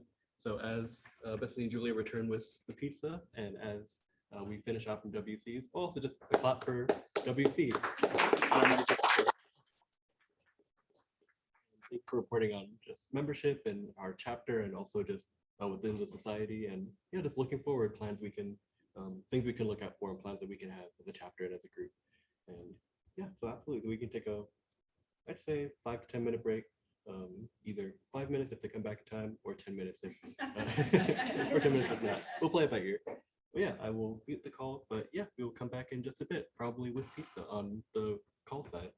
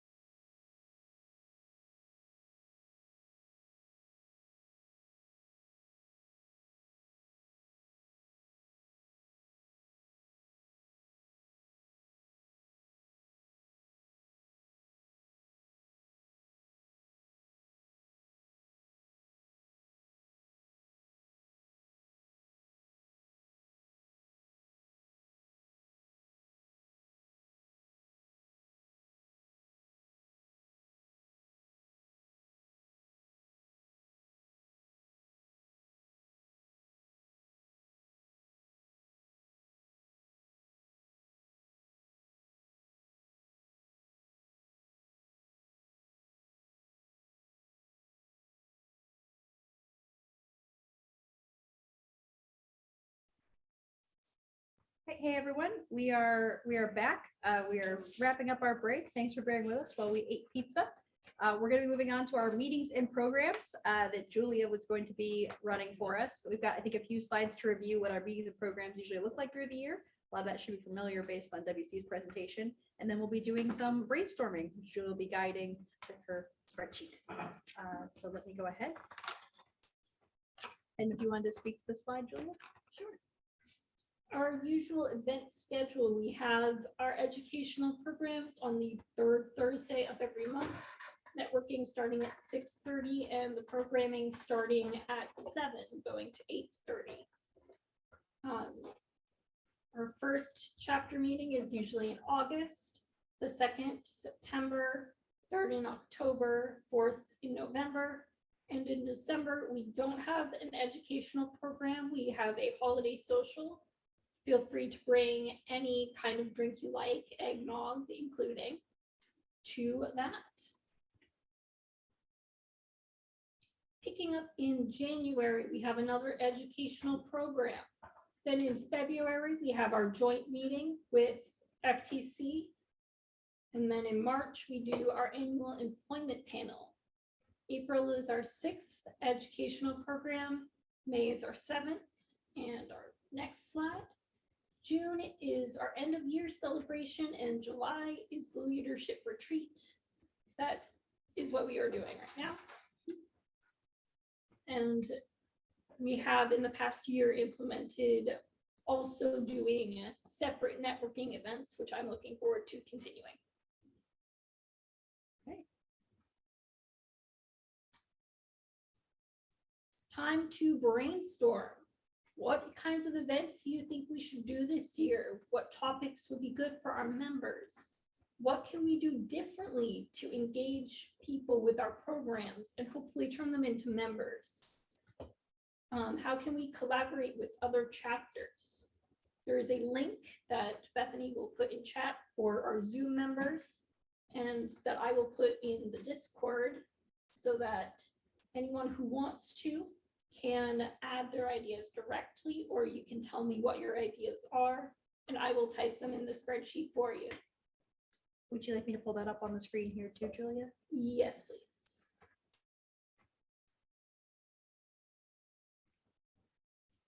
That was a good swoop. That was fancy. Also, Logic is my husband. He is with us in spirit. All right. So I think probably one of the first things to highlight is we do have our August event set. So thank you to the STC Summit attendees who have volunteered to do an STC Summit recap. John, I don't know if you have any updates on that or Yeah, have had conversations. Yeah, been doing some chatting, gonna be looking forward to planning the presentation together. Yeah, it's in place. All right. For September, we talked about doing the Adobe InDesign tutorial. I don't remember why. Because I had remembered talking with Joy and she had mentioned wanting to. Yes. Yes, absolutely. Sorry. I was No like, worries. my mind just was like static for that. So, so what we're kind of looking for is ideas for topics people think would be relevant, so we can work with Julia to identify speakers. So it's kind of an open floor for suggestions. The man in the back, yes. Since we're close to this, as close to the summit as we can possibly be, were there any topics at the summit that leapt forward or any speakers that seemed like people we should invite or follow up on?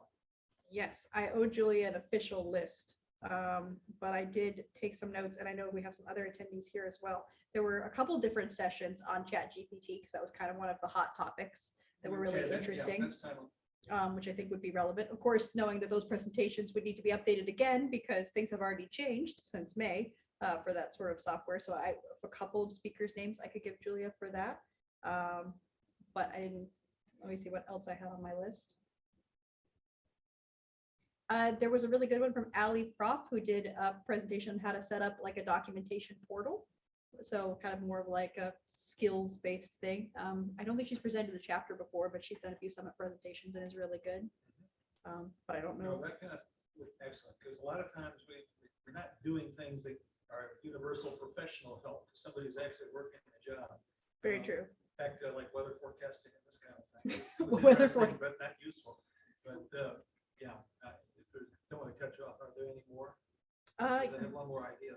well, let's do your idea and I can go over my Um, list. And then back to intercom, probably 5 or so years ago, there was an article on hybrid jobs, recognizing that part of the problem of our identity as technical communicators was that the job is no longer pure. Those who survive in it are also doing something else. And so understanding what those blends are, like whether you have to be an engineer for crying out loud. But usually it involves marketing or something of that sort. But another responsibility that is kind of like 50-50 within the job, where you're responsible for the documentation, but as most of the hiring has gone to smaller companies, the double-hatted personality you have to walk in with now may be essential to survivability. I would love to see a top of something on that. So you think it's specifically hybrid or kind of also the technical writer is generalist sort of thing as well? Because we do have where we, Probably other aspects. I know this was on hybrid, I think it was hybrid jobs. Like a role, not the. yeah, hybrid roles. Because a lot of times we say hybrid, now we mean in and out of office, right? No, no, it was in office, having more than one responsibility with technical communication. Since Yeah. those of you young enough to be starting out your careers, this is probably something you need to be more informed about than your peers. Yeah, a hybrid roles could be a good one. You want to just put that as a potential idea? I don't know if I need to. I was disappointed that the like the problem solvers thing that we've done a couple times just never seems to result in true workplace problems. They become tool solution questions. Well, those are often workplace problems.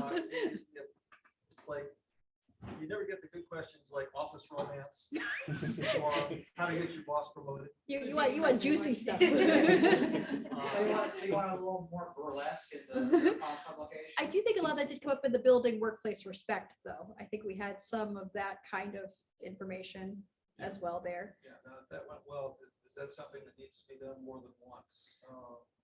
Every few years, I don't know. So the one I mentioned, Julia, was how to build a documentation portal, and that's Ali Prof. I can correct spellings later. One of the best ones I went to was how to make the business case for documentation with Katie Cronkite. She runs her own like technical documentation consulting firm where people hire her to fix their documentation problems. Hey, okay, quick pause. We have Mike joining us. Welcome, Mike. Oh, we're glad to see you. Glad you're here, Mike. You came for the food though, right? Your pizza is here. We're working on meeting ideas. Good to see you, man.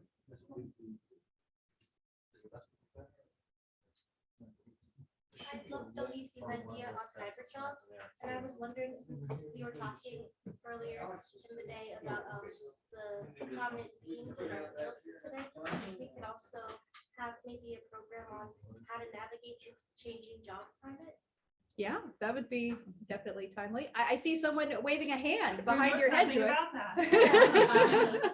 So I've been, I reached out to a certified resume writer who graduated with us. And she is super excited to present to us in terms of the job climate, building your resume, what employers are looking for, how to respond to job ads, how to write your cover letter, all of those wonderful elements. But she would like to, instead of doing it at one meeting and cramming it all in, do like a 3-part series. And then the final part, if you attended all of the presentations that we put on, she would like to offer, everyone to sort of send in their resume if you've attended all 3 sessions. She would highlight different things that, people make their most common mistakes or ways to improve. And then everybody would kind of go in a raffle. And then she would offer a free resume review and edit for whoever won that. Do you think she'd be interested in doing it as a workshop? That's what we're thinking, doing it as a workshop. Where Yeah. we would have like a 3-week series. We could use, she said that, because we've already started, we're past the summer where fiscal year would start. January is a good time where people start opening up their budgets and roles. So she's thinking maybe sometime this fall, so October, November timeframe, if we could fit something in there. Yeah, maybe And we could skip. tie one into it, the first one into a chapter meeting and then do the next 2 weeks or whatever. I love that idea. Yeah, kind of having a kickoff for maybe So maybe she'd be willing to do that for like October, October would be great. October. So is that Joanna? Yeah. Okay, I was like, Yeah, someone who Joanna's does really great resumes. Yeah. So it'd be Joanna Donovan, October, did you say? October. With the, and then maybe a note that we would do a separate workshop series after that. Potentially. I think that would be outstanding. Thank you for bringing that idea forward and sharing it. Yeah, I talked to her last week about it, and she was really happy, and, you know, obviously volunteering and, you know, would be happy for us to tie a fee to it as well for the chapter. to visit. I think we could do some kind of, maybe honorarium for her, especially if she's doing additional programming. We have Oh, some She budget. doesn't want anything, but like. Oh, she doesn't want No, anything. no, she doesn't want anything. No, she just wants to volunteer her time and, you know, be able to share with us for the benefit of the members. But if we did charge anything, obviously that would be back to the chapter for fundraising. Okay, wow, great. Yeah, we will, I think we'll take her up on that. Pending Julia's approval and the That is schedule. fine with me, but I'm gonna need help with names. So I Yes. can get the name of the presentation in, but I'm having trouble getting names in and keeping it in my working memory long enough. Okay, do you want me to put it in for you? Is this Yes, a link? please. I would I type put it in Discord. Okay, great. I'll be right there. So what I was mentioning from Katie Cronkite, I didn't know if that anyone was interested in them making the business case for documentation. In it, she actually has like her spreadsheet she uses for calculations to show like how much time is lost by either absent or poor documentation based on like the size of the company, average cost for salary for those employees. So you can take that spreadsheet and be like, look, by having these documentation gaps, or especially internally or externally, what is it costing us? And then Joe, look how much it would cost to fix this, why it's less than it costs us right now and the time we're wasting. I thought it was a really good presentation. I have stayed in touch with her since the summit, but I also wanted to bring this forward because I wasn't sure if it was just an exciting idea for me and other people would be interested as well. It's probably more relevant for those who are like a little further in the profession and might need to make the case to like hire someone or you know, invest in the project. So, I didn't know if there are any thoughts. I like the sound of that one, and also just, you know, especially for those sort of like already further in their career, looking towards, you know, building that case and just like kind of fixing documentation that needs to be fixed. I think so. Yeah. Okay. Having some of our programs kind of cater to each area of people on their career journeys, including that one. Julie, is it helpful if I type this into the leadership retreat chat for you, the name and the presentation potentially? Sure. Okay. Otherwise, there were multiple presentations on inclusive writing or inclusive editing, which I thought were really good. I don't know, I think you went to one with me. Sorry, I'm pointing at you were there. No, it was really good. Yeah. That was the guy from Kennesaw State, I think. It was a really good presentation. People asked him some challenging questions. Yeah, I know there were a couple sessions like that. That was the only one that I was able to attend, but definitely I think that would be useful and a good topic. I'm typing this in for Julia. So Bethany, Yeah. would it be possible to do the ethics workshop? I know only a few people saw that last time. I thought it was That's true. really, really good. We're gonna try to schedule it this year, but Dan had some things going on in his life. We would probably need to revamp the materials, but we could potentially do that. Because I definitely think it was probably a little long for a chapter meeting and we had to really cram it in, but it was definitely a good workshop. So for Julia, that would be potentially, I guess, in our idea list, just ethics workshop, and that was with me and Dan Fox. It'd be good to have a meeting on STC looking forward, I think. You mean the society? Ideally from STC president, if we could persuade them. We have some contacts at the board. So that'd be, I guess, But, you know, what is it we can actually say?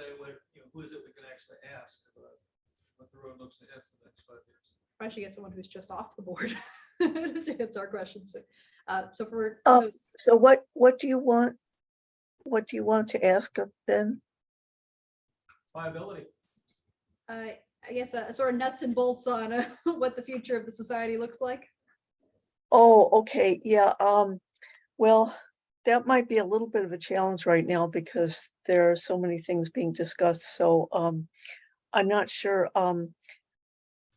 whether Tim Shaw, the interim executive director, or Tim Esposito, the STC president, would be the best, resource to do that. I can certainly ask if, I can just say there have been some queries from communities about the future of STC, and I can just leave it to them to, take it from there. Yeah, I think that'd be interesting. For sure. Sorry, Mike had his hand raised. I hope you can hear me. I don't know if you discussed this yet, but I mean, one good idea is to, find out who the PhD candidates are at UCF, find out what their thesis is. And they would probably enjoy whoever needs to get into their thesis. Okay, yeah, I don't think we've had that idea. So Mike was proposing that we could reach out to PhD candidates who are in the department here at UCF and see if they'd like to share their thesis, kind of as preparation for their defense in front of a very encouraging and non-judgmental audience. So yeah, we won't have a contact there yet, but I think that's a good idea. I'll scroll down. I think Dr. Singer is on the admissions committee, right? For the graduate work that you see. Could be. I'm not up to date. Dr. Singer. Sarah Singer. All right. Other suggestions in the room or on the phone? So I know that we did this a couple times. There was a series of presentations on the ethics of both Challenger and Columbia disasters given by Dr. Dombrowski. I know he's since retired, but if we can find him,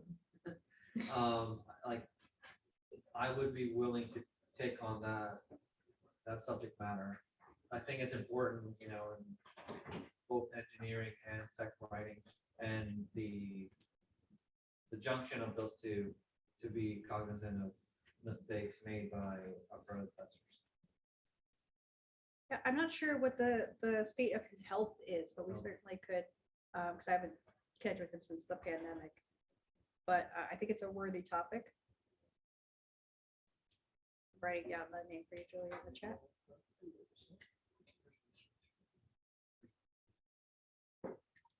All right. Other suggestions?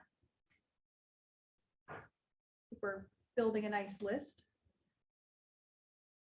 Oh, and Julie, I think I owe you the inclusive editing.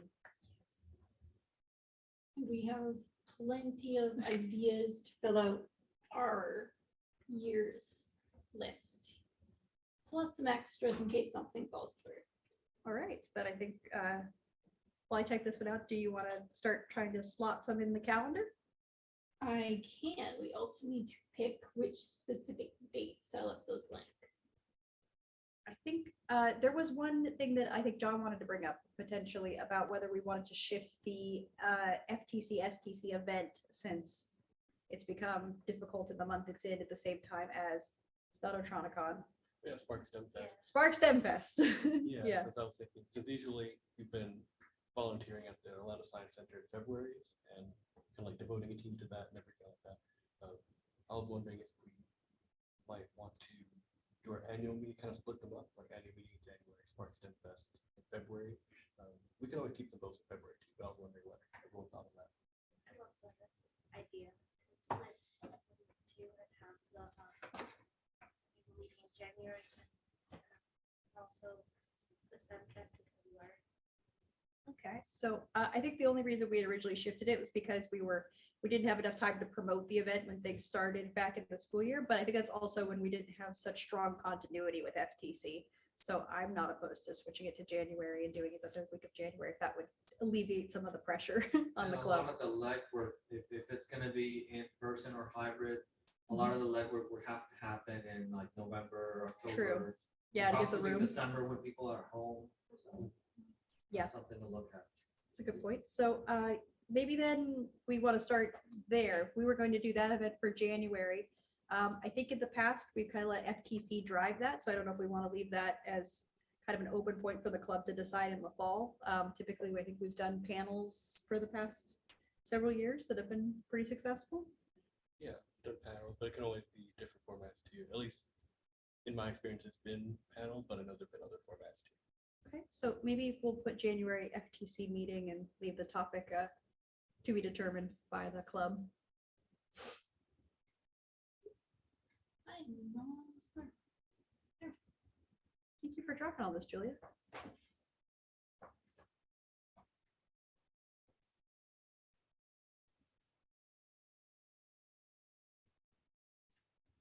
Okay, then that leaves us with just a few months, right? We had November, February, March, April, and I think May for Ditto. We talked about doing that last year. So I don't know if there's still interest in Ditto as a topic or not. It definitely was present at Summit. I just don't personally work in Ditto, but we could consider that. We had planned to talk to Scott Abel, but he was picked up to be the keynote for the STC Summit. I know I've seen it on different job forms that I've looked at, but what have you seen, Nicole? I've definitely seen a lot of ads lately, like Gino did a Dino Madcap, Gino, XML, all of those things. And I think that I got fortunate that I don't have to use any of that, but I think a lot of jobs are, especially for tech companies, looking for that to be, a decision maker in their resume or not. Okay. Then I think that's good perspective. We can keep it. So then I guess we're looking at our remaining topics to determine who we might like to approach for our other months. So I can scroll down so we can look at the list we have and see which ones kind of jump out. I guess for Alex, we have kind of two different ethics events. I guess the workshop could be a separate from our regular chapter meeting. So maybe we would want to combine those into 1 month and kind of have an ethics themed. Yeah. Potentially. So maybe that could be like February, because I think it would take some time to plan. Sure. All right. You want to put, I guess, ethics for February. We will only be ethical in February. Please feel free to do whatever you want any other month, okay? March 1st. Think that's a challenge. We just have a suggestion to wrap the text in the cells. Oh, yeah, here, I could probably do that if you want, Julia. If you go up top to where it says D, right between D and E, double click. I have no idea. I'm sorry. Here, let me. That's okay. No, I think I've got it. It's wrapped now. I think we're good. I knew how to do that. This is what you do is. Yeah. Right here and double click. Okay. There you go. You can do that. Yeah. John's like wizardry. Thank you, Julia, for our impromptu tutorial. You learned a thing today. All right. So we'll have that potentially for February. Then I guess we're sort of looking for feedback on the other topics. Which ones stand out? We need 2. We've got a lot of ideas. It doesn't mean that these ideas cannot be done. Sometimes our first idea falls through and Julia, searches for an alternate presentation from this list. I think we've done that pretty consistently. Yeah. Sometimes. At least 2 or 3 times. So I guess who has strong feelings about any of our ideas or things you feel are particularly valuable? You also can you could say it's just really important to you. That's as good as well. I love the one on the thesis presentations for PhD candidates because I feel like it's something possibly untapped, and there could be really like strong information for an audience or for our audience, and also a strong opportunity for the presenters if they were to talk about, or if we were to recruit PhD students to talk about their thesis.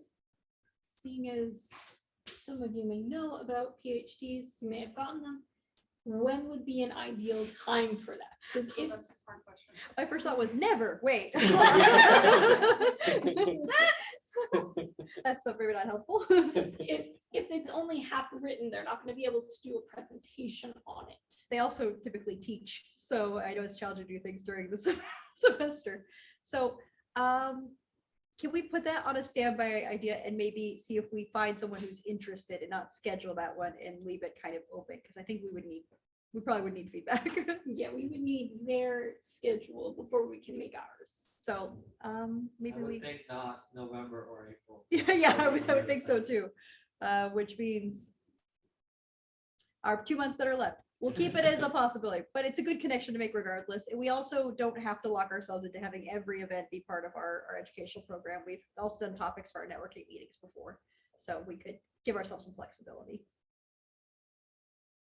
All right, so I was like, John, what do you want to do? Not now. Like, It was pause. needs further information. Yeah. Anyone, I'm trying to keep an eye on the chat for anyone on the call. If you have any thoughts, feel free to share. What does employment panel in March? What is that?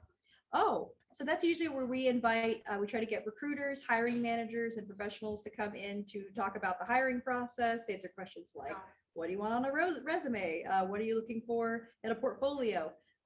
We had the recruiter from my company come this past year, Renee, who I thought was really good because she was like, I will never read your cover letter, but if you want to write one, you can. She's like, your hiring manager might read the cover letter, recruiters are not. So we've done that event typically every year in March or April. I think that tends to be, I always learn something new. We've had like Jack Malasani often comes and is like, hey, I'm looking to hire somebody. So we're always especially looking for someone who has an open position. Yes. Which we have some regulars. Any other thoughts or suggestions from those who went to Summit? Anything that stood out to you that you feel was particularly good? Hybrid roles also stands out. I think especially just kind of introducing people to, what skills they may not even know they should pick up on, or what's out there to kind of double dip into on top of technical communication. I think that would be really good. And it could be good for, extra student attendance even, since especially I feel like students in TechCom will come to learn, oh, what can I invest myself into? You're like, what is a business analyst? Yeah. Yeah. I like that idea. So maybe hybrid roles for November. The STC looking forward, we would need to coordinate with the Tims. I was told at Summit I'm allowed to call them the Tims, so. Just to clarify, I'm not just speaking that into being. Tim 1, Tim 2. Tim 1 and Tim 2, they also said it's acceptable, but I don't think it was agreed which one was Tim 1 and which one was Tim 2, which makes it slightly less useful for referring to them. I know Tim Esposito quite well. You could wrangle him. I can wrangle him. We have Jen suggesting, what about asking leads of like SIGs to talk about their SIGs? That's a great topic idea. We're talking about making connections with other communities, so I think that's a good one for the idea list. I know there's been the tech editing SIG is pretty active, as is the instructional design and learning SIG and others. That might be good for our networking meetings. Yeah, that's a good point. So I guess we might ask Lori for some help connecting with SIG leaders through the CAC. So then I think the only thing we have left is to slot one more for April. Looking at this list, I know we had ChatGPT as like the hot Summit item. I don't know what we have to do with ChatGPT next April. Could be anything. We could all be serving at ChatGPT's direction, like Skynet. I doubt the government will do that. It's true. I'd be like, technology has changed our lives, and Alex will be like, we're using our vertex. Most likely. So I guess I would propose maybe specifically like, yeah, generative AI would be a good topic to kind of check in and see what's changed in the past year in April. Yeah. Did we see you have a thought? I had just remembered something.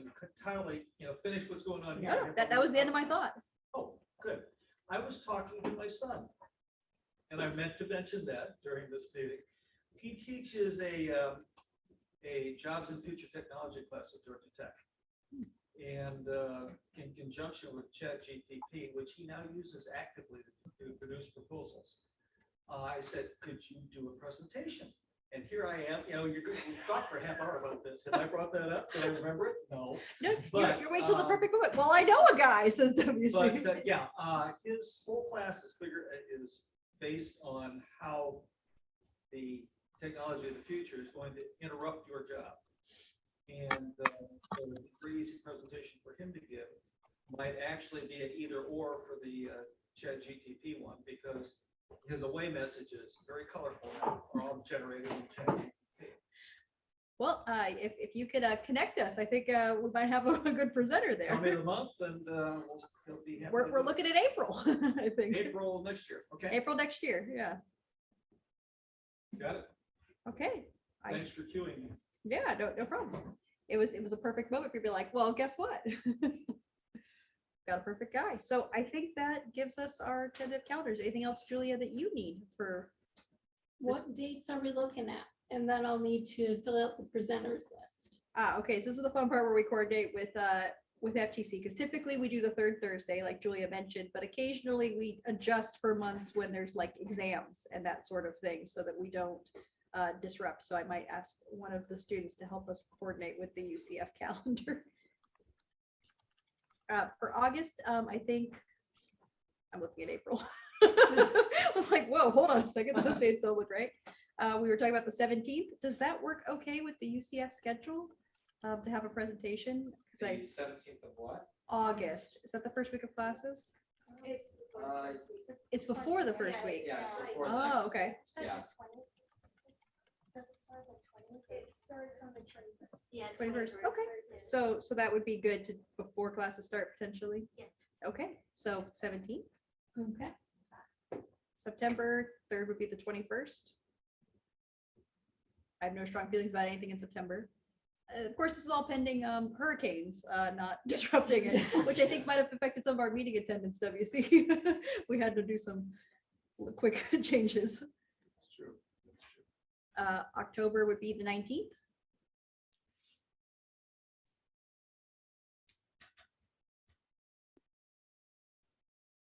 November would be the 16th, which is the week before Thanksgiving, which I think is good. And that is my brother's birthday, but if I need to come half an hour late or leave half an hour early, I will do that. Can you move it? Yeah.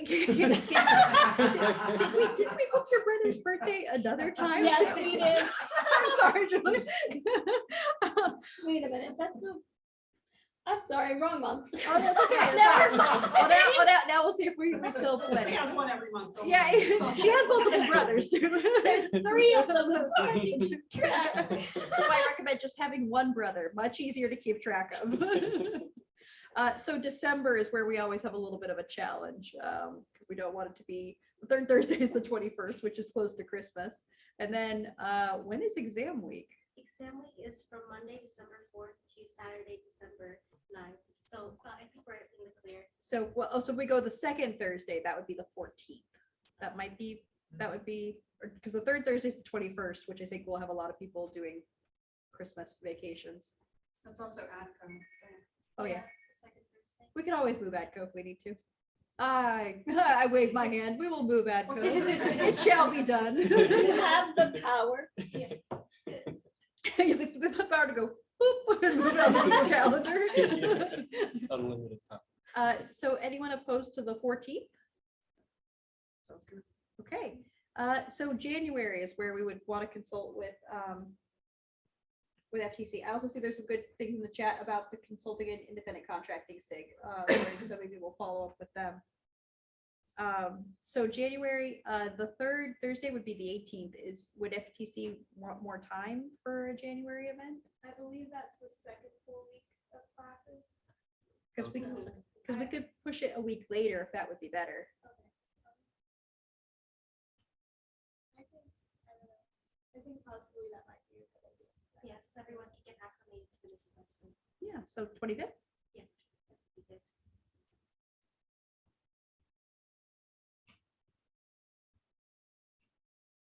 Okay, February 15th. I don't think there's anything. It's not Valentine's Day, so it's good. March would be, when is spring break? Spring break is from March 18th to Saturday, March 23rd. Okay, so if we met on the 3rd, that would be right in the middle of spring break. Do we want to move it earlier or later? I like to think, Chantal, That'll be our employment panel, which is usually one of our Yeah. especially good programs. How about midterms also, if those are affected? Nor did we prior, right? week prior. Yeah. Yeah. So move it to the 28th. Yeah, that sounds good. Okay, so we March 28th. Thanks everyone for bearing with us. We're almost there. This is how we set Julie up for success so she can harvest all of her active member points. And send all the emails. Yes, yes, I get everything locked in. All right, April, would be the 18th. Which I'm trying to think, when is that in relation to Easter? When is Easter? Oh my gosh, it's Easter's March. on the 1st of April. Oh, really? I have March 31st. Oh, maybe that's Easter Monday. Julia, you can put in Dr. Christopher Weiss for that. For the ChatGPT.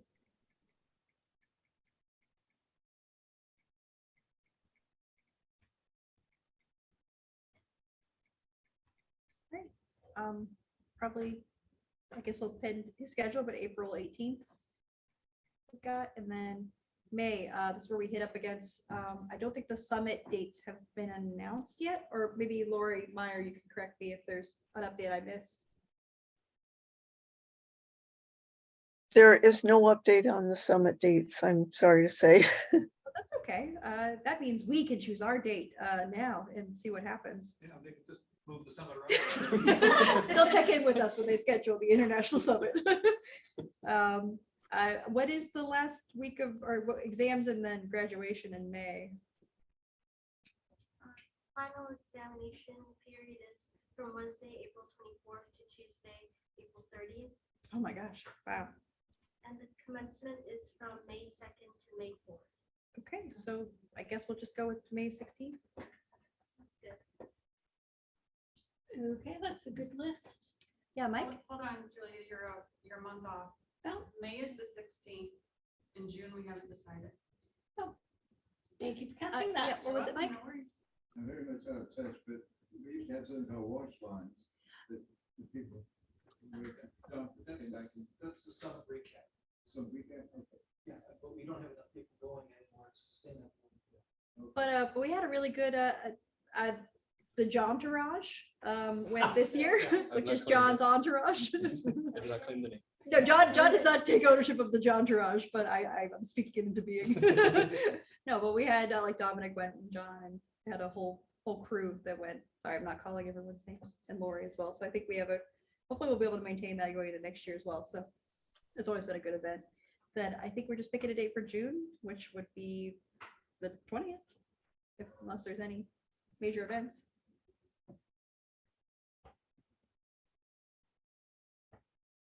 Do we want to pick a date for next leadership retreat? That'll have to wait, I think. Okay. Yeah, since we always have a little trouble scheduling this one, depending on when we can get a room and stuff. So we'll leave it open. Okay. All right. Works for me. I will still need emails for people, but we can fill that in next time we meet, Bethany. Perfect. We'll put contacts that. Okay, thank you so much, everyone, for setting us up for success. Julia will have updates coming out as things get scheduled. So thank you all for contributing your ideas and look forward to a good program year. Now let me move things around on my screen. Let's see if I can. Okay. No, it's not lunchtime. I'm sorry. I didn't move the slides. We're like hobbits. Everyone's like, it's time for 11. Okay, so we have brainstorming chapter initiatives. I wanted to allow some time to talk about kind of more broadly, what have we learned about ourselves as a community? You're also welcome to do self-reflection, but it's slightly less relevant for this brainstorming session. And what can we do to apply what we've learned, both for what we've seen in WC's active membership and, expenses and what we talked about with changes to our profession that we can do to, build, grow and strengthen our community. So it's kind of just open-ended. I didn't make this too structured. I wanted to give everybody a chance to share. I know we've already had some ideas coming along as we go, but I just want to see if anyone wanted something to share. You're also allowed to think. I'm sorry, I know we have a lot of us are introverts. Like, let me form my ideas properly. Yes, Hey, Mike? I just was looking at the STC website. I can't even find a SIG area on it. I know there have been some changes to the STC website. There were some projects to work on the structure, I believe. Yeah, I Jen, hope Yeah. they, most of yeah, them. they're not listed. You can find old articles if you find them, but you can't find any section on SIGs, which you can, I think, yeah, I think this is one of the things that, is frustrating because it seems like it's kind of buried. There is a communities page and it includes both chapters and SIGs, so there's no separate SIGs page from the SDC website now. And I think that may be something that they need to work on. There have been so many comments about, issues with the website, and this is only one of many, many, many that STC has heard about. There are a lot of things. even if you go to community resources, there's no place that lists the number of the communities. There's a leadership resources, a CAC leadership programs, community reports, virtual events calendar, Slack, and membership directory. There is nothing that lists out the community to help you find it. Okay, I know it's around. Let me poke around on my own computer here, and you guys can keep discussing, and then if I find a link, I will share it in the chat. Thanks. And Jen did post the list that I believe is from Slack. There is an STC at large Slack. If you're not a member, they have channels for the special interest groups and also job seekers. Yeah, that's true. Yeah. Great resource if you're looking to venture beyond our community. I did want to, I guess sort of get the ball rolling. Say thank you to everyone who's contributed to our Discord. I know we're still new to that and had some snafus at our first networking meeting. So thanks for bearing with us as I had us all join a call where we were all muted and could not talk to each other. Thanks to Julia for saving us. But I really appreciate the opportunity to find new ways to engage with people beyond just seeing people at meetings. Because WC's pointed out, we've done pretty well with seeing people at meetings, but we need to do better with converting people. So I'm hoping having a little more personal interaction will help build those connections. Also, I know I was going to say the younger folk and immediately make myself sound older. Just having other communication methods than just on video calls or in person. So I didn't know if anyone had feedback on sort of additional tools or ways of engaging.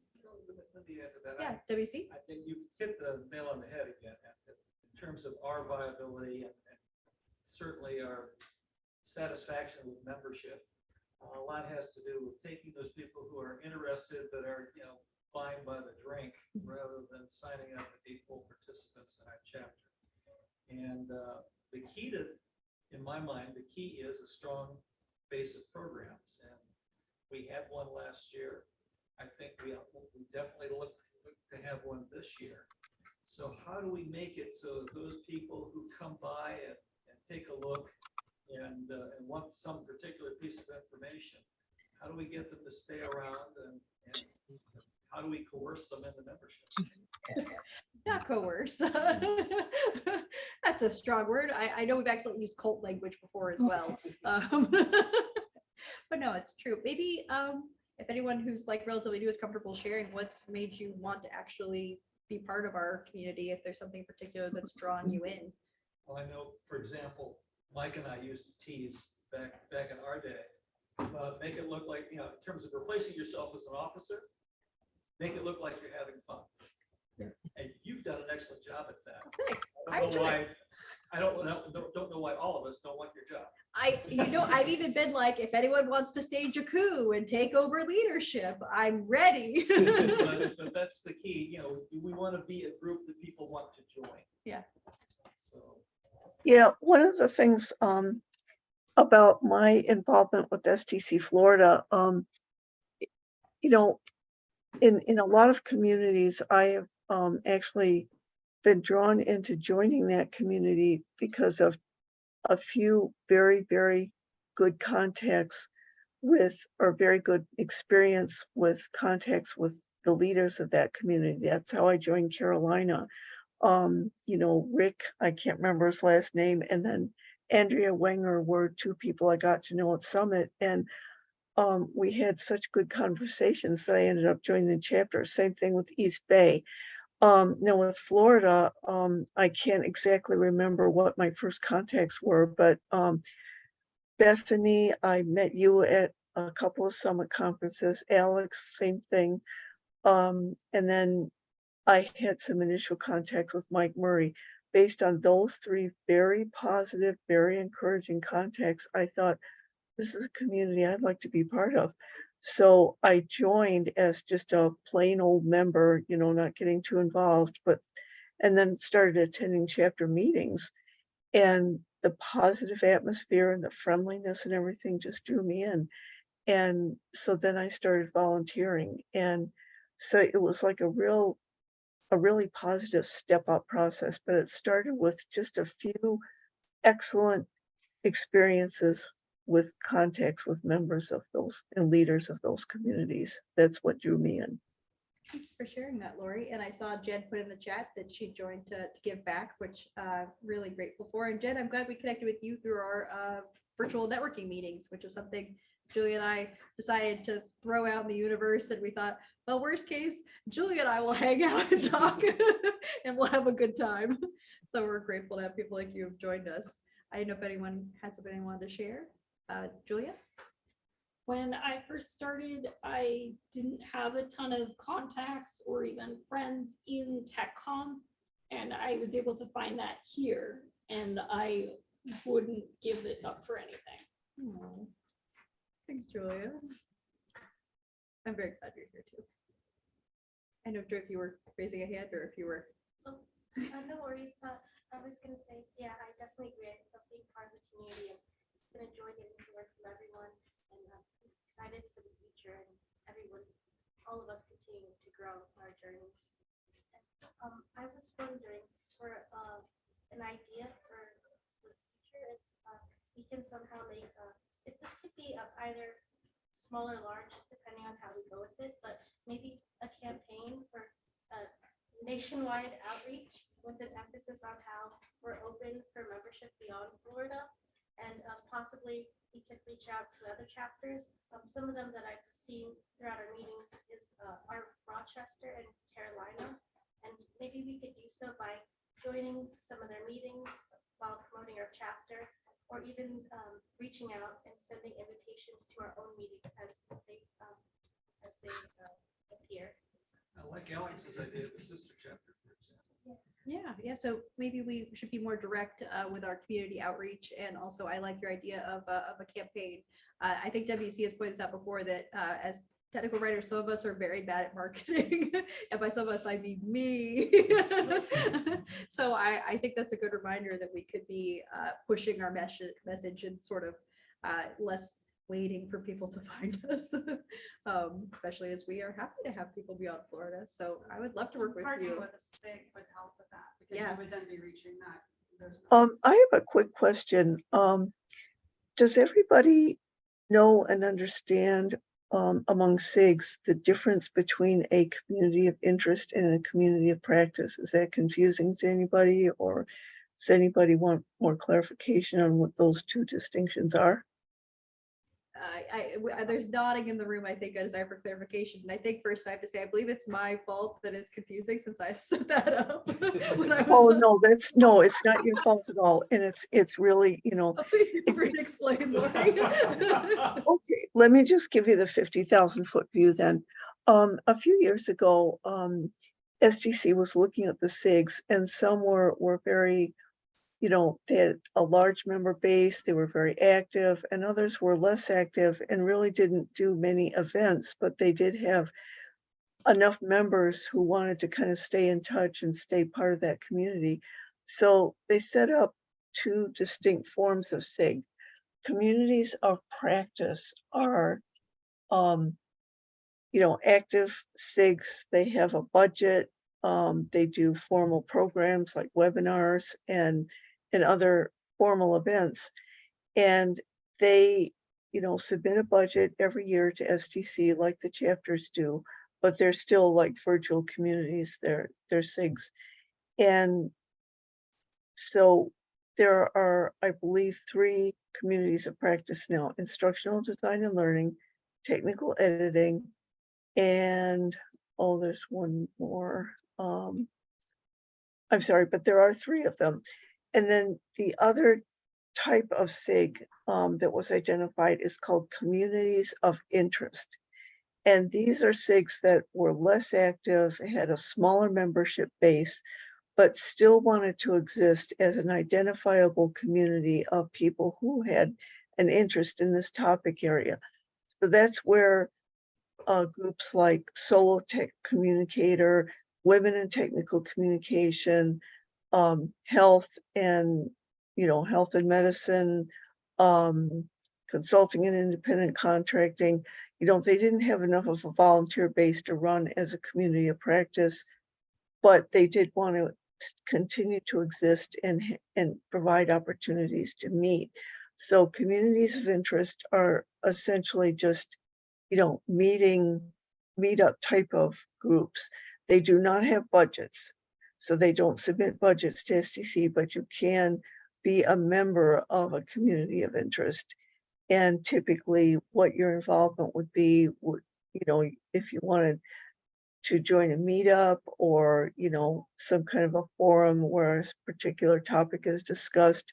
Some COIs like the Solo TechCom meeting, they meet pretty regularly. They meet at least 1 or 2 Thursdays a month at the same time. And so, I belong to that COI and they have some interesting discussions. They have a Google group that they keep, help keep people in touch with one another. So each community of interest has either 1 or 2 facilitators. And the facilitators, they plan the meetings, they announce the meetings, they kind of lead discussions, things like that. So they are not elected, but they just volunteer. And the COIs work with the CAC to get ideas about, how to keep their community active, things like that. So I hope that helps a little bit. Makes sense to those who were looking for information. I'm sorry. I was just looking for feedback in the room. There are nods. Thank you, Lori. I think that probably helped clarify things a little bit. Okay. Is there anyone who had a hand raised I didn't call on yet that had something to add? I guess, yeah, Mike. Comment to everybody. All the things you're doing are very important. And the thing is, if you can't tell somebody to do the job, no matter what the job is, and no matter what it is, don't do it. Don't make the president to do it. Burnout is a sudden job of job. Please repeat whatever was said. Mike was cautioning us to watch out for burnout, and if we have something that's worth doing, we need to have someone assigned to do it, or it won't get done. That used to be called chapter distinction. What's the highest word? Diamond? Oh, a platinum. Ideally, there should be somebody just monitoring the platinum board all year, but you don't have enough people to do it. So Fervent's Mike is talking about the Community Achievement Award, which was a major chapter activity we did for a long time. So every geographic community, and also I think the community practice SIGs, can apply for recognition from the society, where you score points based on activities you do throughout the year.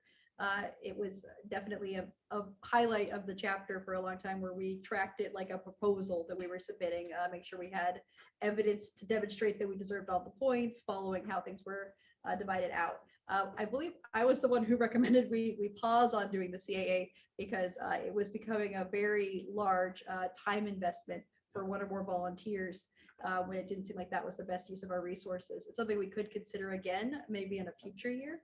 I think there were hopes that the application process would be streamlined, but I don't know what the requirements will look like this year as well. We do a lot of the activities, but it's a lot of the work is putting together the package of all of the evidence to show that we've hosted this many events and have gained this many members.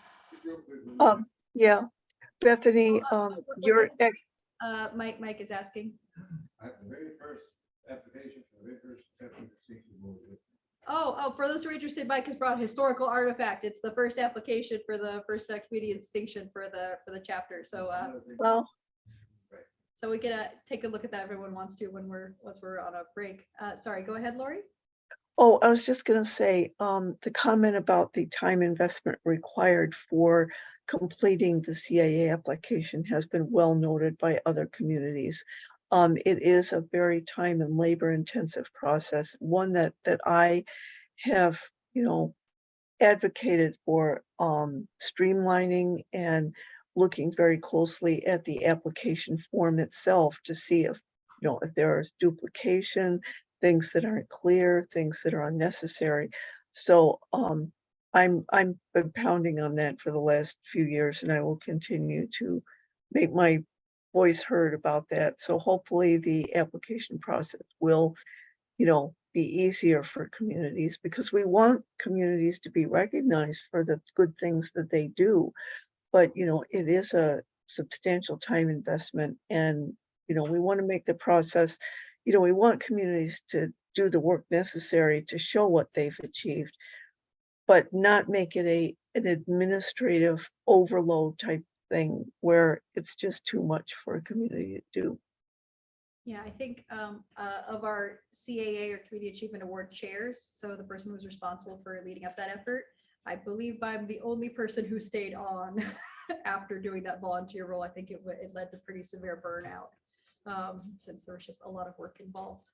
Yeah, and I've done it too, and I've burned out about it myself, so I know what you're talking about. So I know if anyone else I haven't called on yet who had something they wanted to share. Otherwise, I had sort of additional thought. I guess when I started, I know we have some great feedback on joining to give back or to have community. I joined for mercenary reasons, which was that I was a student who was graduating and I needed a job, and I had no idea how to get one besides just sending my resume to people and hoping they liked it and not a professional network. That's why I joined. It's not why I stayed. I think when I joined, I would say our chapter focused a lot on the services we provided to our members, whether that's program planning, mentorship, leadership development, and we still have those services, but it seems like a lot of the feedback we're getting for why people are choosing to stay is more for the community, right? It's more for the human side of things. So maybe that's something we should change how we're focusing our efforts a little bit to, grow together and not just be like, here are our services, please take us up on these. So I don't know if anyone else had any thoughts on that perspective. That makes a lot of sense. To WC's point earlier, we take those 66 people that sample our services or our meetings and try to get them to stay and become official members. And I don't know if that's a measure of the Florida chapter appearing where Orlando should be in the registration. That is a form. challenge, yes. When you're signing up for your STC membership, we have to try to help people find where we are in the list of geographic communities because we're in the wrong place alphabetically. It may be that we kind of suffered the loss of the David Cumberston.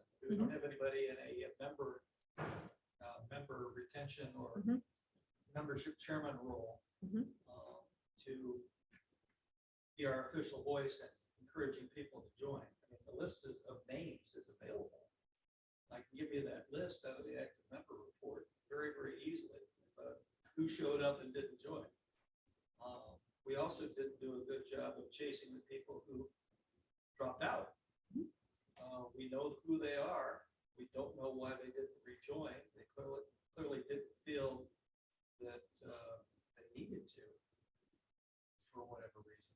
I do think, of course, there's some forces at work that are beyond us, like changes in the economic climate as well, of course, that I will acknowledge, but that doesn't mean that we should not continue to try. I know we've had people like Nicole has joined and become an active member of our chapter, so I know it's worth doing. And I was a member and then it lapsed and then I joined again. So, Yeah, what made you decide to come back? You were like, hey.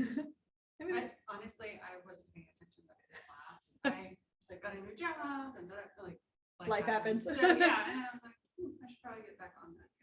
Yeah. So we know some of it's not about us. But we don't know what we can help with. So better interaction with people who have maybe slipped between the cracks or that we could help to draw in. And if people had other suggestions. And that's a disadvantage of meeting over Zoom, for example, because I used to enjoy the meetings if nothing else, so that I could sit at the back of the room and tell jokes to Lawson and Murray, you know? And you can't do that successfully all the time. Yeah, that is, I think we've had some benefits of being virtual, right? We've been able to engage with people who are distant, especially with UCF students who are all don't necessarily live on or near campus anymore. That's been a shift in recent years with students being remote as well. So that's been, I think, a positive, but I agree that there is maybe less energy sometimes. I mean, there's no interpersonal commitment Mhm. in the way that used to be when Mike and I were trying to get a clubhouse buzz going on. I will say at our networking meeting on Discord, once we did get that going, I think we had really good turnout and engagement. So I owe you a list, obviously, but I think we had like 13, 14 people come to our networking meeting, which some networking meetings have been 3 of us. So I think there's interest there. But yeah, 13, compare that to our program meeting totals, that's clearly a more successful meeting than many we've had. Yeah, yeah. So I thought it was a great turnout. And nice to see faces we hadn't seen in a while. So I was like, and I'm sorry, I called up to. I was like, hey, it's Janet. What has happened in your life? Sorry, that's a big question. We tell the room. Yeah, tell us all about what is going on with you. I'm so sorry. I have an instinct to put people on the spot that I try to resist, and sometimes I don't. What's new? Tell me everything. And to your point about, membership and not being able to find the chapter and stuff, maybe we do this and I just wasn't paying attention, but member to members, meetings, things like that, maybe dedicated communications the month prior to membership re-enrolling and things like that.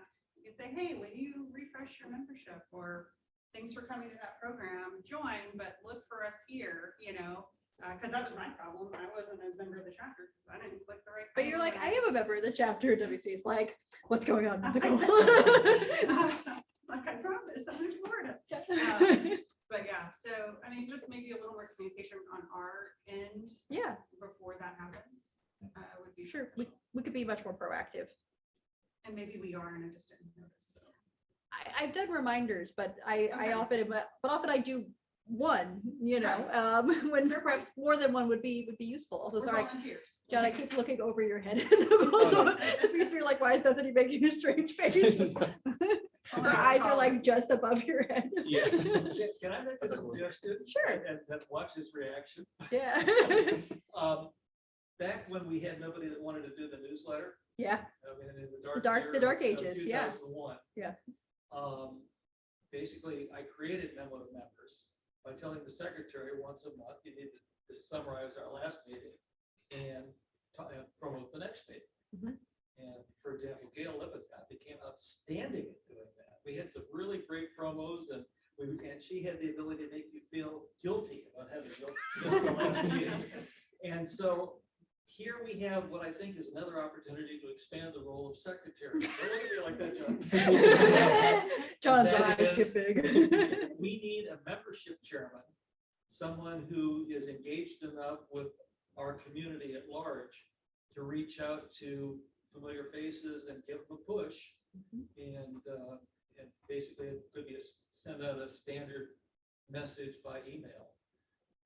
But we need a little active push to get people to fall over the edge in the membership. And if you would somehow find it clear in your secretarial role to add that, it would be a benefit. Maybe after August. Possibly. John has some things going on in August. Sure. But I would love to pick it up. I do love writing a good email. So It's good. Well, also you have a charisma that has been very beneficial to this chapter already. Mhm. And I, as one who doesn't have it, I admire it, and I wish you to use it. You're like, we would like some, can we take it? How did we do this year on converting mentees into members? I think we had a few that did not transition into members. But overall, I think we had no names. Just a friendly reminder. But yeah, I think we probably on par with what we've done most years, honestly. And we removed the barrier of having to figure out how to use a check. Oh, yeah, we didn't do reimbursements. We're doing free meetings. Sorry, Alex is referencing a challenge where we were doing reimbursements. If you sign up for a student membership, we would rebate back some of the money from the chapter, which meant filling out a check. And it would be months of Alex asking people, can you deposit the check? Do you have the check? Do you need to know how to deposit the check? Do you know what a check is? Do you know what check is? Do you remember me? Check? And I was like, generational differences. I had to learn to balance a checkbook at school. So yes, yeah, we cut that out of the loop, and that's why we've made all of our programs free for student members instead, so that there's a benefit to student members, but without requiring a lot of admin work. At least that was the intention. I was gonna build on that, and I guess I can answer or follow up on past things too. Yeah, I think expanding secretary duties, or I'd be happy to pick up, and of course, like, it can be a chapter-wide thing to just pick up on like recapping the past and going stuff for the future.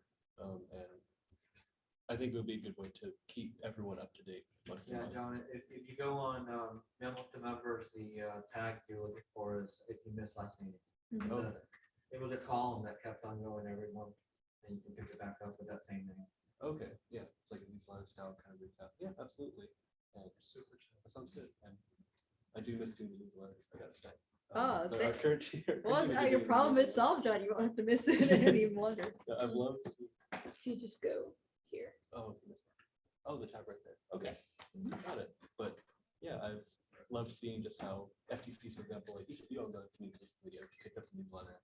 That was great commitments you've done, and design-wise, writing-wise, everything. So yeah, I think that's something that STC Florida can kind of mirror off of the work you guys are doing. And yeah, on that note too, with mentees, I was thinking it could definitely be good, maybe for the next round, to not to be more strict with like recruitment, but maybe like pull back the deadline, for example, or maybe like before a certain point, or maybe even before like the kickoff meeting, say like you have to confirm. Yeah, I think that's a good point.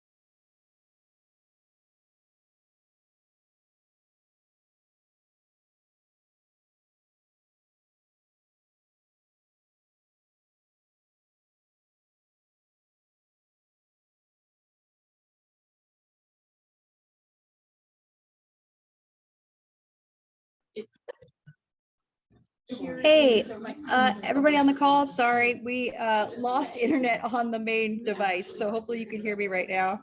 Yes. Yeah, I think it timed out our connection to the Wi-Fi, so apologies. We are just having some small talk in the room, so hopefully bear with us. We'll have the main Zoom back up in a second. Otherwise, sorry, you just have to look at my face. I can hear you though. So you only have audio through my secondary device at the moment.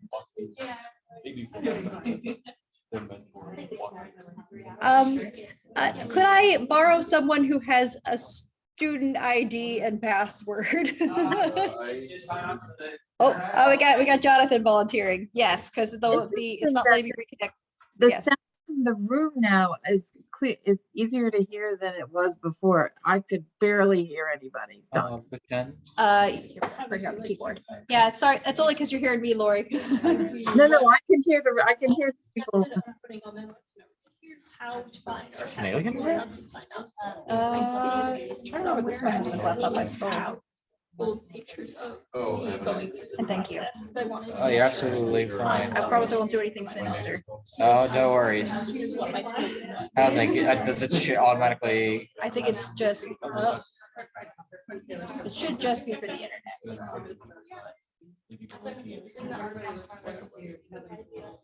All right, hopefully that'll do it.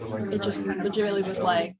Yeah, I don't know why it would do that. Okay, all right, thanks everyone. 1 second, we'll get restarted there. Just have it as part of the agreement that way. It's part of step one. And then Yeah, sort they're of in their as they're going. Okay. Yeah, absolutely. With the intentionality. Okay. All right, I'm turning off this audio.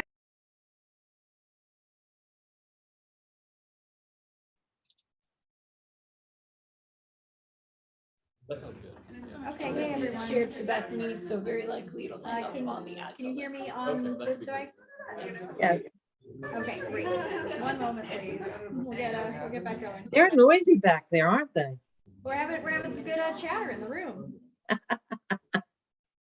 a good problem to have. All right, 1 second. Okay, let me share my screen. Okay. All right, can everybody see my screen again? Okay, special thanks to Jonathan for his credentials so that we could log on to the official UCF Wi-Fi. Yeah, so, all right, I think we just have a few more minutes and then we'll be going on to our ADCO. So thanks for bearing with me. We had a little bit of conversation about student memberships for mentoring. We got a plan. Okay, Julia and John have solved everything. Well, I solved the one Wi-Fi issue. Any other thoughts or suggestions on the call or in the room? I think I see Jen talking. Nope, not to me. Okay, that's all right. John. Yeah, I've got a few. I'll just rapid fire them. Oh, rapid fire. All right. If Yeah. you could speak slightly louder. Yeah, sure. So one, I was thinking it could be nice to maybe advocate or like sponsor STC Florida the chapter, maybe to other universities that have Okay. tech programs. Maybe even just having 1 or 2 of us kind of talk for a class, or just like maybe for a few minutes, just like introduce them to the class, or connect with them, or connect with a professor, for example. So if you like going to a class, talk to your professor, just saying like, hey, we're STC Florida, can we maybe talk to your students, or just talk to you and you tell your students about us, and then maybe like invite them to meetings that way, just so we can expand our reach. So universities was one. I was thinking, I like, or if we want to recruit members. We or do, like- which we do. Well, yeah, Yeah. You're like, but if we do. Yeah, if we do. No, we're going to become very exclusive now. Only the finest people that we hand select will join our community. Yeah, especially picked by President. For my cult. Yeah, yeah, you've been Well, you chosen. did kidnap it. Because we have been chosen. It's true. Like we're allowed, but we're allowed to stay. But I was thinking maybe, I don't know how it will fall in place. I liked the group mentoring sessions that we used to do. I was thinking maybe once in a while sort of doing something like that. And it's, I don't know logistically how it would work, but maybe just increasing some meetings that are member only as an incentive. And I think mentoring is one of our strongest suits. It's true. So maybe doing like group mentoring or group workshops that are say either like quarterly or even as often as we want, or however much time, just being like, oh, member only thing, but you're definitely going to get personal treatment in this meeting. Yeah, that's a good idea. Targeted stuff to members. Yeah, and then also maybe last thing was occasional in-person socials, maybe. Yes, definitely. yeah. Like, look, we've broken the ice. We're out here. We're in the world. Yeah. We're doing it. Please, no one give me COVID. Also, we had that idea in Discord. Mhm. We have that in, I think it's planning in our admin chat, program planning. Yeah, I just see a couple messages Yep. there. Yeah. I just see we have a hand raised from Lori Meyer. Oh, yeah, I just wanted to mention, this is a little bit more difficult, I think.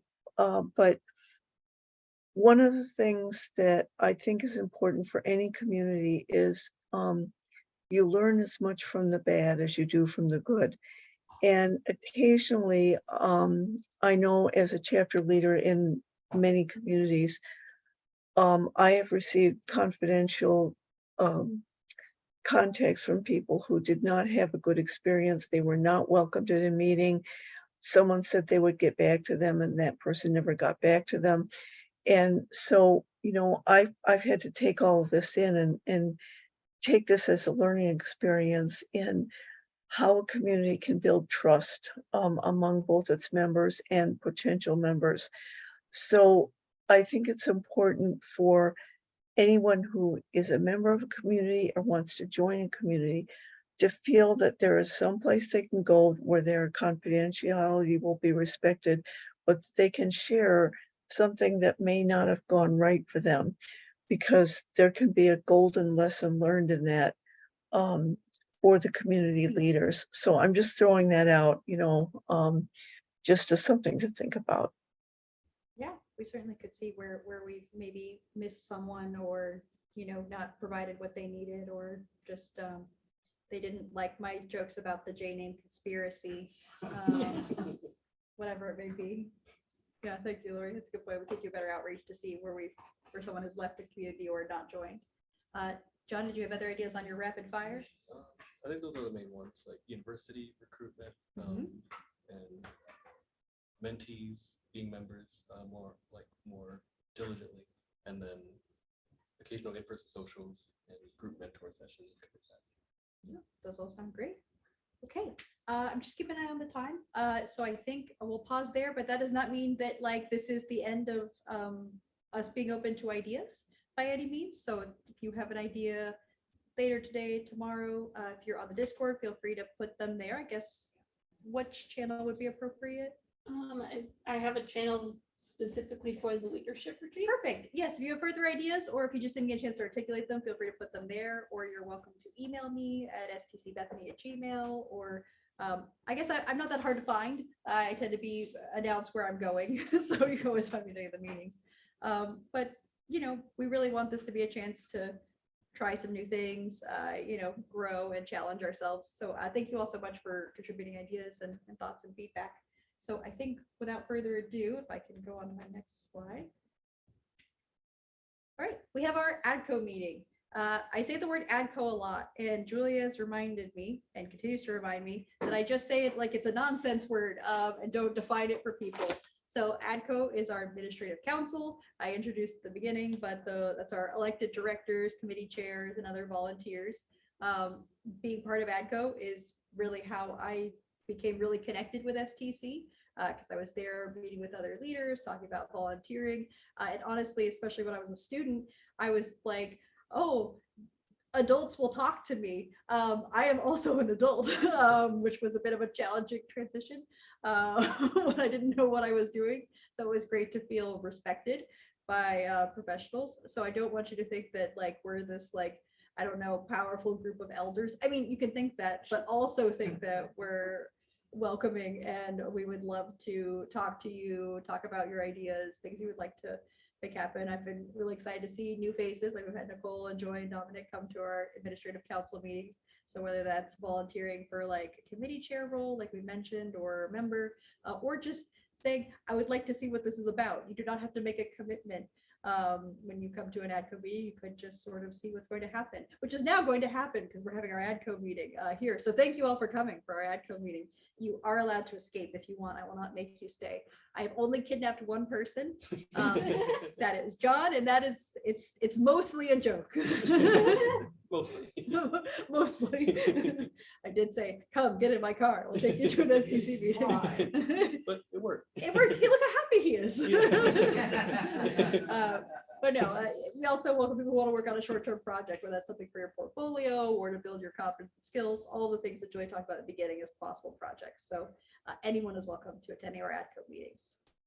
So in the before times, we would try to make them hybrid over people eating with a phone being passed around. Yeah, we're like at Red Lobster. Okay, tell us about the active membership. So it's been a lot easier to do it in a virtual environment, But- quieter. But there's been a lot less free bread, Yes. I have to say, which I do love. I love when I go to a restaurant, they give me bread. Olive Garden, Cheddar's, Red Lobster. I'm not hungry, sorry, I just like bread. So just a quick note about the meetings. We meet once a month. We talked about this month actually combining July and August, since August it would be typically the first week of months when we meet, or the second week. That's pretty much right around the corner since we're meeting later this month. But we have reports from each of our officers or committee chairs. As I said, anyone is welcome to join. If we do have something that requires a vote, only the official officers can vote. But that does not mean that you will be silenced or cannot speak or contribute or ask questions. Like, what are you talking about? Because sometimes, especially maybe Alex and WC and I, who have been working together a long time, we have shorthand for things and start to use our own jargon to refer to stuff. But anyone is welcome to contribute ideas, help us make decisions. We typically don't vote on everything. It's only if it requires it. So just a note, you might see that the part I'm really bad at with running ADCO is remembering that we're supposed to do Robert's Rules of Order. So Alex's job is to help me do that correctly. So that might come up a little bit, but otherwise feel free to raise your hand if you want to add something or speak out, whatever you're comfortable with, if you have a suggestion or a question. Okay, so chapter business. This is going to be a shorter ADCO. John is our secretary. John, are you ready to take our meeting minutes? Yep. Cool. All right. So then I think we're calling the meeting to order at 1:38 p.m. We have official minutes that John as our secretary captures. So we have records of all of the decisions made by the chapter going back years and years and years that are stored in our Google Drive. Just a note, I guess, for me, as president, I primarily talk about the broader chapter business, and then we'll go into each of sort of these topics. A few of them we won't have much to say, like WC kind of already did just report an active membership, but if there's anything to add, we'll go over it. So for our Discord community, I know I already spoke about that a little bit. Not everyone has seen it, but for those who have already participated, thank you for being there. We're figuring it out. I know FTC has a thriving Discord community that we aspire to be somewhat like. Our memes will never be as powerful though, and I'm okay with that. We'll focus on having some additional resources like for job seekers and that kind of thing. So if you are not part of that, they're interested, I'm sure we can send out the link. I was gonna say, Of course, to be professional, that's why you can't have. yeah, we have to have a line. No, we can still be fun though. I think we do have at least one meme. So Memes are welcome. Sorry. Yes, please feel free to share your jokes. yeah, we have one. You posted it. I posted one meme. If you would like to add memes, you may, or just resources, that sort of thing, conversations. I know we had a lot of talk about planning this retreat there, so thanks everyone who contributed. That was my main updates, but I don't know if anyone else had anything you want to share about the Discord or suggestions. I think it's wonderful. Oh, thanks, Nicole. Yeah. No, I love that there's like a live place where you can throw out questions and be like, has anyone heard of brackets or whatever? Where you're just constantly connected to people who are doing exactly what you're doing every day. So it's great. Yeah, because I know a lot of us, even when we are working, it's in small teams or alone or something like that, or you want to ask about something and not from someone you work with as well. Anyone in person, sorry, online people, wants to look at our Discord, I do have it up. Okay, yeah. So if you're interested in seeing it, it is available. Okay, Lori says, love the chapter Discord server, lots of ways to share information. Thank you, Lori. Thank you for being there. I do have to say an apology to Jen for being thwarted by the Discord networking meeting and me not knowing what I was doing and how to run it, how to direct you to it. So sorry about that, Jen. Please forgive me. We'll figure it out so I can get it. Okay, we'll work on it. Other chapter business, WC, sorry. Julia mentioned the website fixes. We had malware on our main chapter site and our memo to members site. So it's been a process of working with GoDaddy. The malware is all removed. The only issue is that Julia and I cannot log into the back end of memo to members. So we've had a series of different attempts to fix it. And me asking Julia, can you please confirm it's not fixed? Okay, it's not fixed, and I'll go back. But I think we're pretty close to having it solved. So Do we know how I got on there? they couldn't find anything. They just were like, it happens sometimes. They did recommend that we get the SSL for the memo to members because that was the only thing that it could be, because we don't have the secure server certificate for the lower site. So I did agree to do that for both sites. So at least that would be additional security. Random question. Yeah.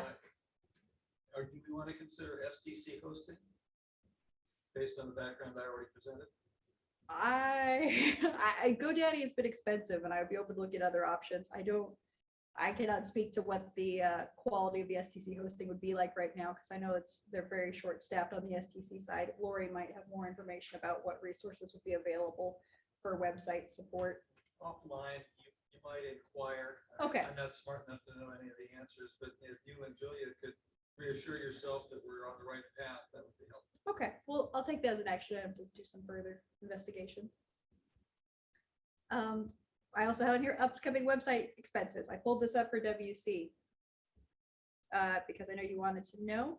There's some things we do have to pay for, like our hosting and our SSL. But one of the things that I think should not pay for is to renew the domain stcfl.org. I think we talked about that last. So just go ahead and cancel it then. We need a vote for it then. I don't know if we need to vote for it or not. I think it's up to you.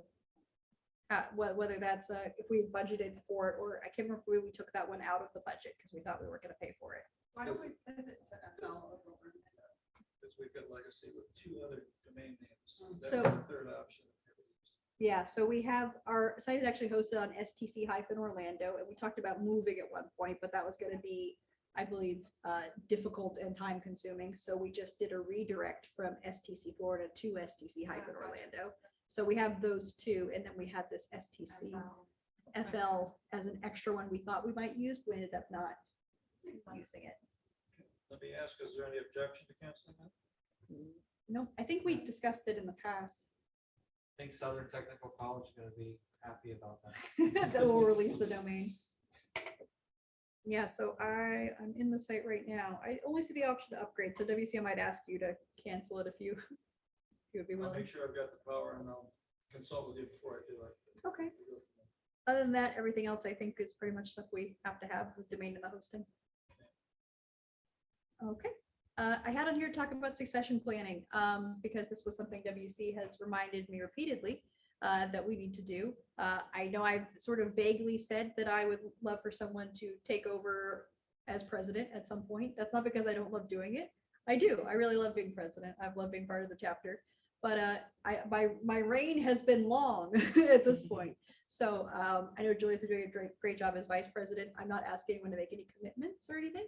But if I could ask those who are officers or those who aren't, but would be interested, if you can sort of give thought to what would be interesting to you about being in leadership, or what would be valuable, or if you're like, oh, I simply couldn't ever be a chapter leader because I lack the confidence or the knowledge of these areas. I will probably be reaching out to you in the coming months just to see if there's something I can do to help prepare you if you would be interested in leadership. It is not an obligation by any means, but I was definitely one of those people who has thought, well, I've led every group project I've ever been on only because no one else would do it, not because I want to be a leader. I'm not a leader. I just want to quietly get my work done and have it done well and gosh, sometimes it means I'm the one who has to step up. So I would say that was my original take on leadership was, well, someone's got to do it. It might as well be me.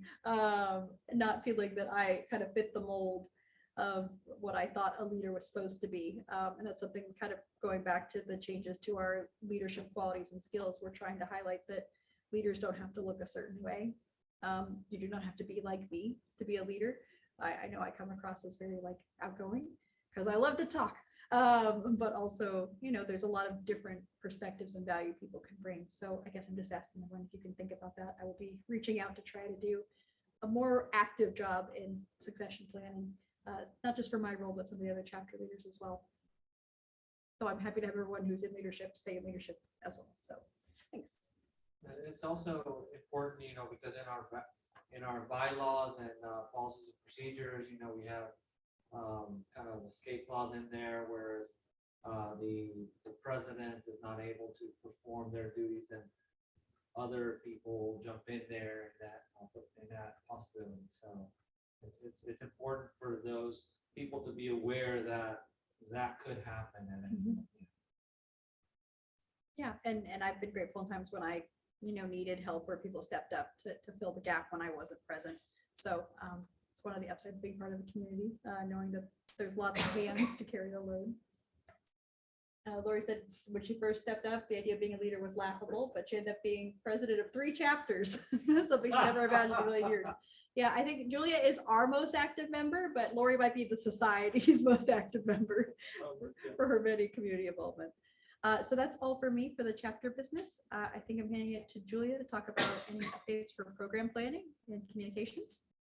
Well, we just planned our next year, so that's going well. I'm hoping that I can get those emails out by the end of next month at the absolute latest, so that our full year will, assuming all goes well, be planned and ready to go. We just have to pay for the meeting and show up. Summit recap is next month, and I did my pitch for MTM, so I'm not going to give it again. I'll put it in the chat again though, for case anyone missed it. All right, WC, I know now that we talked about websites, was there anything else treasury related? Nothing at this point. Come back to me for additional business. Okay, sounds good. John, I believe you sent out the June meeting minutes. I believe so. Yeah, so those should be out. So this is one of those things we would vote on. I didn't know if all the officers did get to review them. June feels like it was 3 months ago. I was like, John, sent. Yeah. Yes, I have them. Yeah, like sent out last month. Wait, 2 months ago. You're like, somehow I sent out the June minutes like in April. Yeah, exactly. I think I sent it together with the May minutes. Yes, that sounds right. The May and June minutes. Okay, so May and June. I didn't know if any of the officers wanted more time to review those minutes before we approve, or if you feel comfortable voting to approve those, so they can be part of our official record. Any opposition to voting to approve them? Let's approve. Okay, I so said move. okay, you're moving. I'm moving. All right, WC is moving that we approve our I think April and June. Is what you're saying? May and June. May and June, right? Yeah. Those are the ones. Yeah.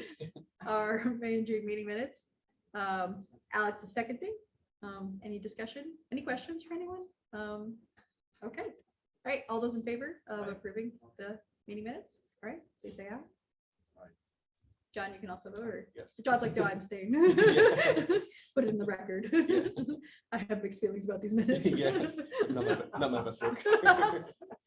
No, thank you, John. So the minutes are approved, so those will be in our shared drive. All right. Then anything else from our secretary? No, not in particular, or no updates on my end. Okay, then I put a line for Nicole for employment because I know you'd sent an email with some ideas and things. Yeah, I've just been trying to make a commitment to share either on LinkedIn or on the Discord, once a week, an idea, a job, or something, just to get people out there and thinking outside of, maybe their cutting tunnel vision.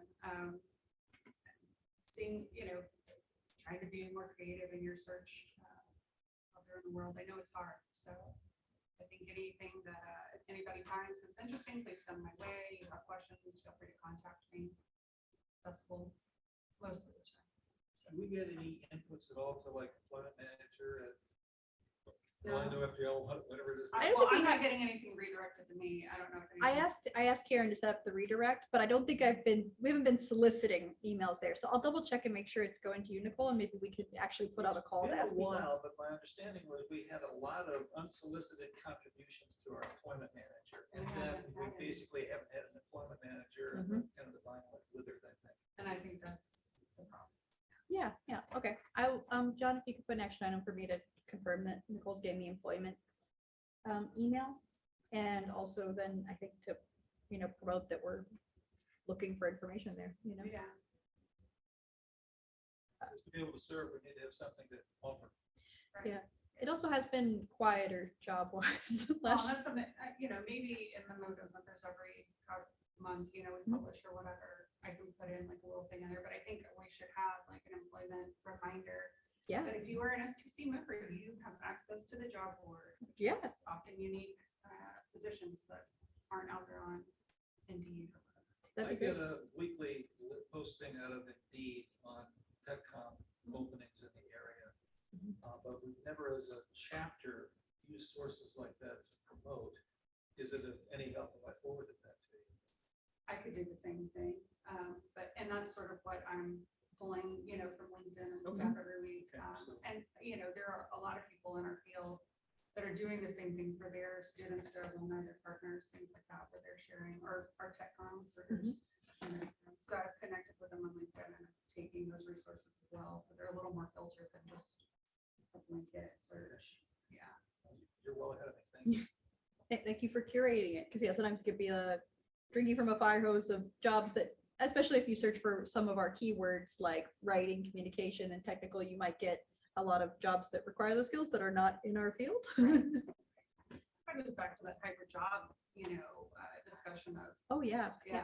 I You're love the seeing, tech writer, you're the communication specialist and the secretary and the whatever else. Yeah. I've seen quite a few where they're like, we would like you to be a technical writer with like this many years of technical writing experience and also a master's in engineering.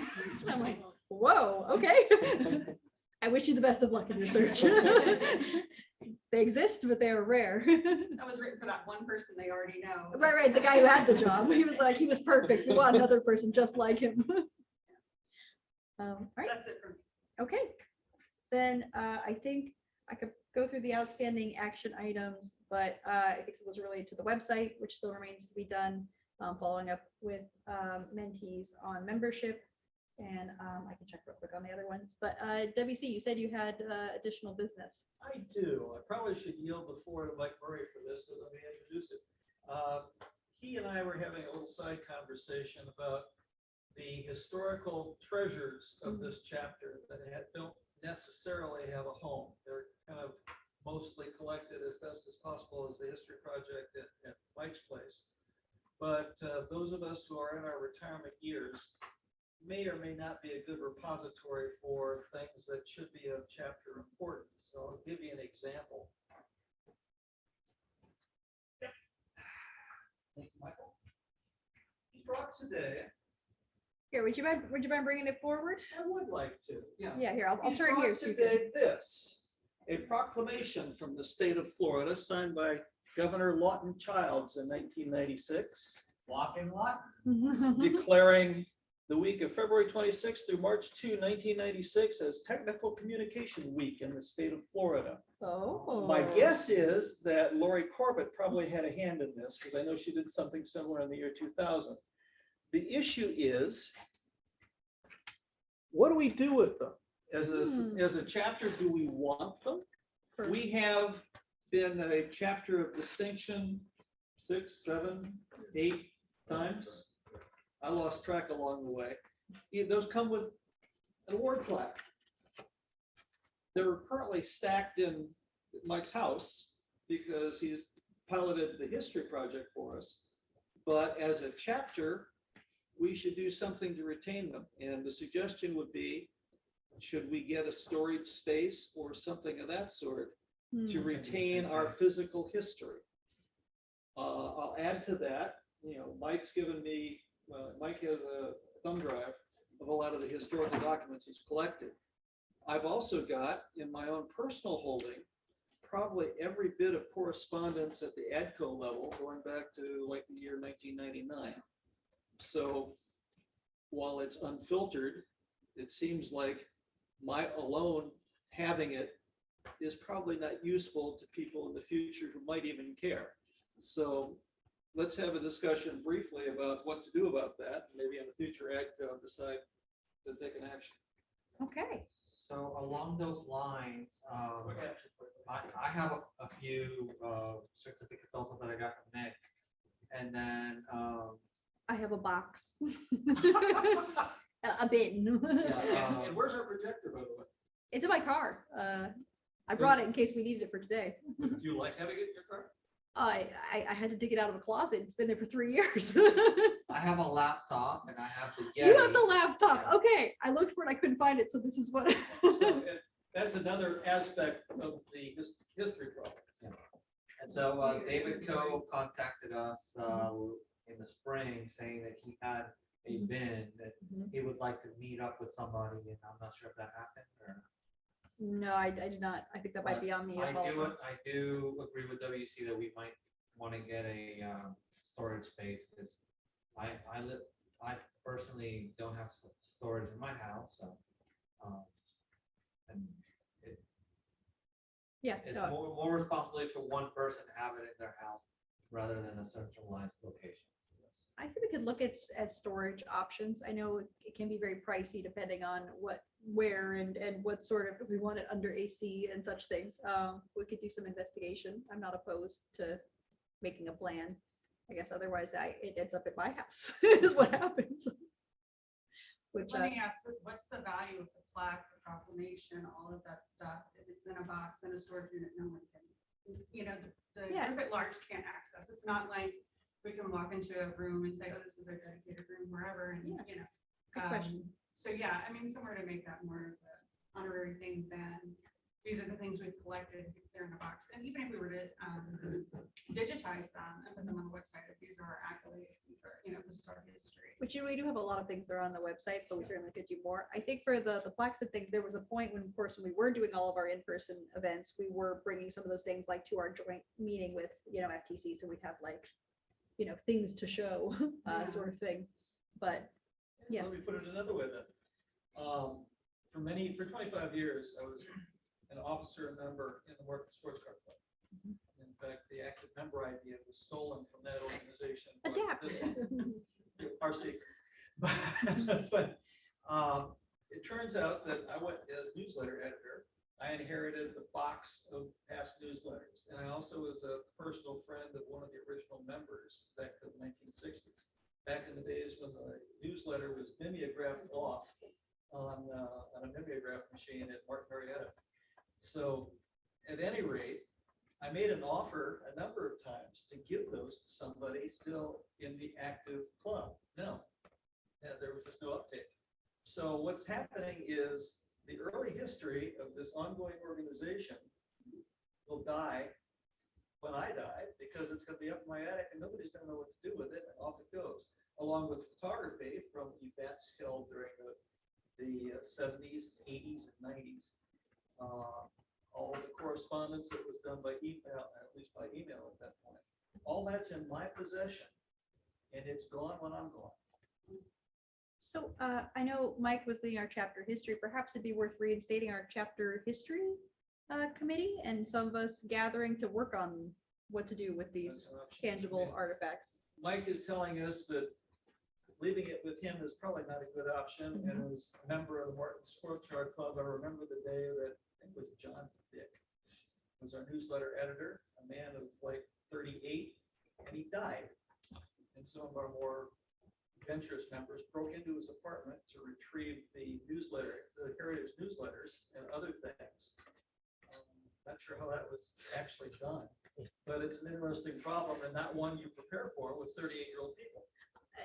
I'll update my will, WC, just in case, so my husband will know to give you the bid. I'm running out of time. Those of us who are looking at the fourth chapter, it's a serious question. Yeah. And it should be considered as to close it. Do we want this stuff, or is it okay to just have it tossed out when we expire? And perhaps we just don't want all of it, but we certainly want I to. think we want it, but I think having it at a usable you know, Yeah. a manageable way for, 2023, 2033, turning 43 versus having these boxes of stuff. Mike handed me a bunch of photos from the conference in Baltimore, probably late 90s. And it's like, okay, we have these things. I have a ref photography. Does anybody care? Should it be somewhere? We challenge you for those. We're like, wow, look at these people. If we don't have faces and name, put those together too. That's also true, but also even, can you name who was president 25 years ago? Afraid not. And does it matter? Again, a fair question. All those who have been our most active members, all those who received scholarships. Dan Voss was very, very active in making sure we remembered these people. All the people who have served before and helped, we stand on their shoulders, in effect. Do we need that list of names, or can we just kind of let it go? All the work with the history, Dan Voss actually stopped the paper investment. Yes, it did. By the way, it used to be called the ref draft. Put an end to that. All right. Any other thoughts on that subject? Sounds like we'll have some further action to take to investigate our options, and maybe some of us get together. And Nicole, are you interested in contributing? Sure, whatever. I'm All not right. local, but I'm happy, so I can't help. Oh, no, but with Yeah. planning. Yeah. I do have an idea too. If we decide, if we are truly in favor of having a committee to study the history of our chapter, Mhm. I think it would be a nice project if we did an archival guide of some kind to preserve these materials and come up with our own policies. Mike's got it. Oh, Yeah. he's got it. We Oh, did I- it, but Mike has perhaps the products of like a 5-year chapter history. I know, but is there one specifically for our chapter that's already stated? No, it's all about the chapter. Yeah. It's only our chapter. We're not It's only our chapter.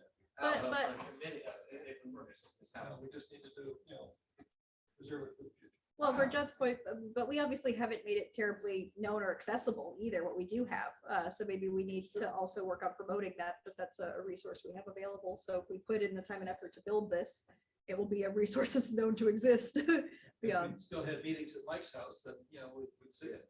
Yeah, that's true. Yeah, we have suggestion from Jen to look at the Florida state statutes for archival guidelines. I will look at that if you can add that as an action item for me, John. And Lori Carver has suggested we find a not so old member to be a chapter historian. Lori, I'd love to know what not so old is. Where do you draw the cutoff? Is it 38? Well, I was thinking the gentleman in the reddish shirt in the back looks You're like a doing Jonathan. good possibility. He's an interested party, Jonathan. But it's okay. I nominate. What's And then form a committee. I'm thinking if it should be handled like they do at my church, there's a committee and it passes on to different people, but at least there's a setup to follow, to continue, as opposed to, oh, well, I saved all this stuff. Now what do I do with it? That's true. So maybe I think we will reestablish our chapter history committee and gather, see who would like to be involved. And if you want me to, I would be happy to step in. Okay. Yay! All right. Lori has volunteered The Jonathan. MUC can tell you I'm really good at delegating. That's fine. Oh yeah, sorry. Jen is clapping too. There's clapping. I don't get to see the screen. And I bet Deborah has some artifacts too. Deborah certainly does. I saw Dominic raise your hand. So yeah, for the committee like that, I'll jump. Okay, I'll Dominic's in. John, list names. Yes. Thank you. Awesome. Once I get my membership, then I would be happy to serve. Awesome. Fantastic. I'd also be interested. Well, apparently this is a hot topic. Thank you. We're very glad to have Save our you. history. Yes. Save it for one time. All right. I was just going over the outstanding action items real quick. The website was on there. The student memberships where I talked about. I still have an action item to make sure our chapter events appear on the broader STC committee community calendar. Shirts have been delivered. Aside from those I need to mail, Lori and Jen, I have shirts that will need to be mailed to you, but they will be coming for Lori Meyer and Jen Buckley. Other than that, I believe everything on our outstanding action items was up to date. So we're just a little bit past 2. I'm not trying to rush anybody out of the room. We've got time to stay, but I think it's time to wrap up our ADCO meeting. And as president, I am not supposed to make motions. Oh, Alex has one more thing. Okay, Alex. So I know this is always a painful topic to talk about, but more than one of us needs to go to Wells Fargo at some point. I would like for Bethany and Julia to be added to the account. It's a tedious process that could take many hours of going to multiple banks. So we need to strategize the best use of our time Okay. to make sure we have the right people there at the right location. that the Maybe planets are aligned. Maybe a Friday off. I don't know if your Friday off aligns with your Friday. I have every Friday off. Sorry. I have no Fridays off, but I can take. Okay, so we'll coordinate. I think that's a good idea. Because I don't think Julia has to maintain her most active member status, so I don't think she's leaving us anytime soon. So yeah, that's a good point, Alex. So you captured that, John. All right. Any other business I haven't addressed? Okay. If I can ask one of our voting members to move that we adjourn. I'm entertaining. Okay, WC's moving to adjourn, and I second. Lori second. All right. All those in favor of adjourning our ADCO meeting, please say aye. Raise your hand. Aye. All right. Any opposed? Oh, actually, I'm not even allowed to vote. Yeah, that's okay. You can still express your will. All right. Our meeting is adjourned at 2:06 p.m. for our administrative council meeting. So I know like I said, we're a little bit past 2. Lori's dog needs a walk, but I did just want to, just for a little bit of wrap up, I want to thank you all so much for coming. It means a lot to me, and I think to everyone here in the community that you take a time out of your Saturday to be with us in person and online, to share your ideas and perspective. And hopefully for those who I did not reward with pizza and donuts, you still found it worthwhile. And we were happy to see your smiling faces and hear your thoughts. So I really appreciate it. I hope I will see everyone very soon at some of our upcoming meetings, like our August meeting. And also, I'm sorry, I forgot, I will send it out, but we do have the Dungeons and Dragons on August 6th that my husband has volunteered to run for those who wanted to play again. So that'll be on our Discord server. That's an excitement. So yeah, thank you all so much. I really appreciate you being here. For those who are in the room, please eat food, drinks, etc. Take it all away as much as you like. And for those on the call, thanks again. I guess I'll see you at the next one. Take care, everybody. Right.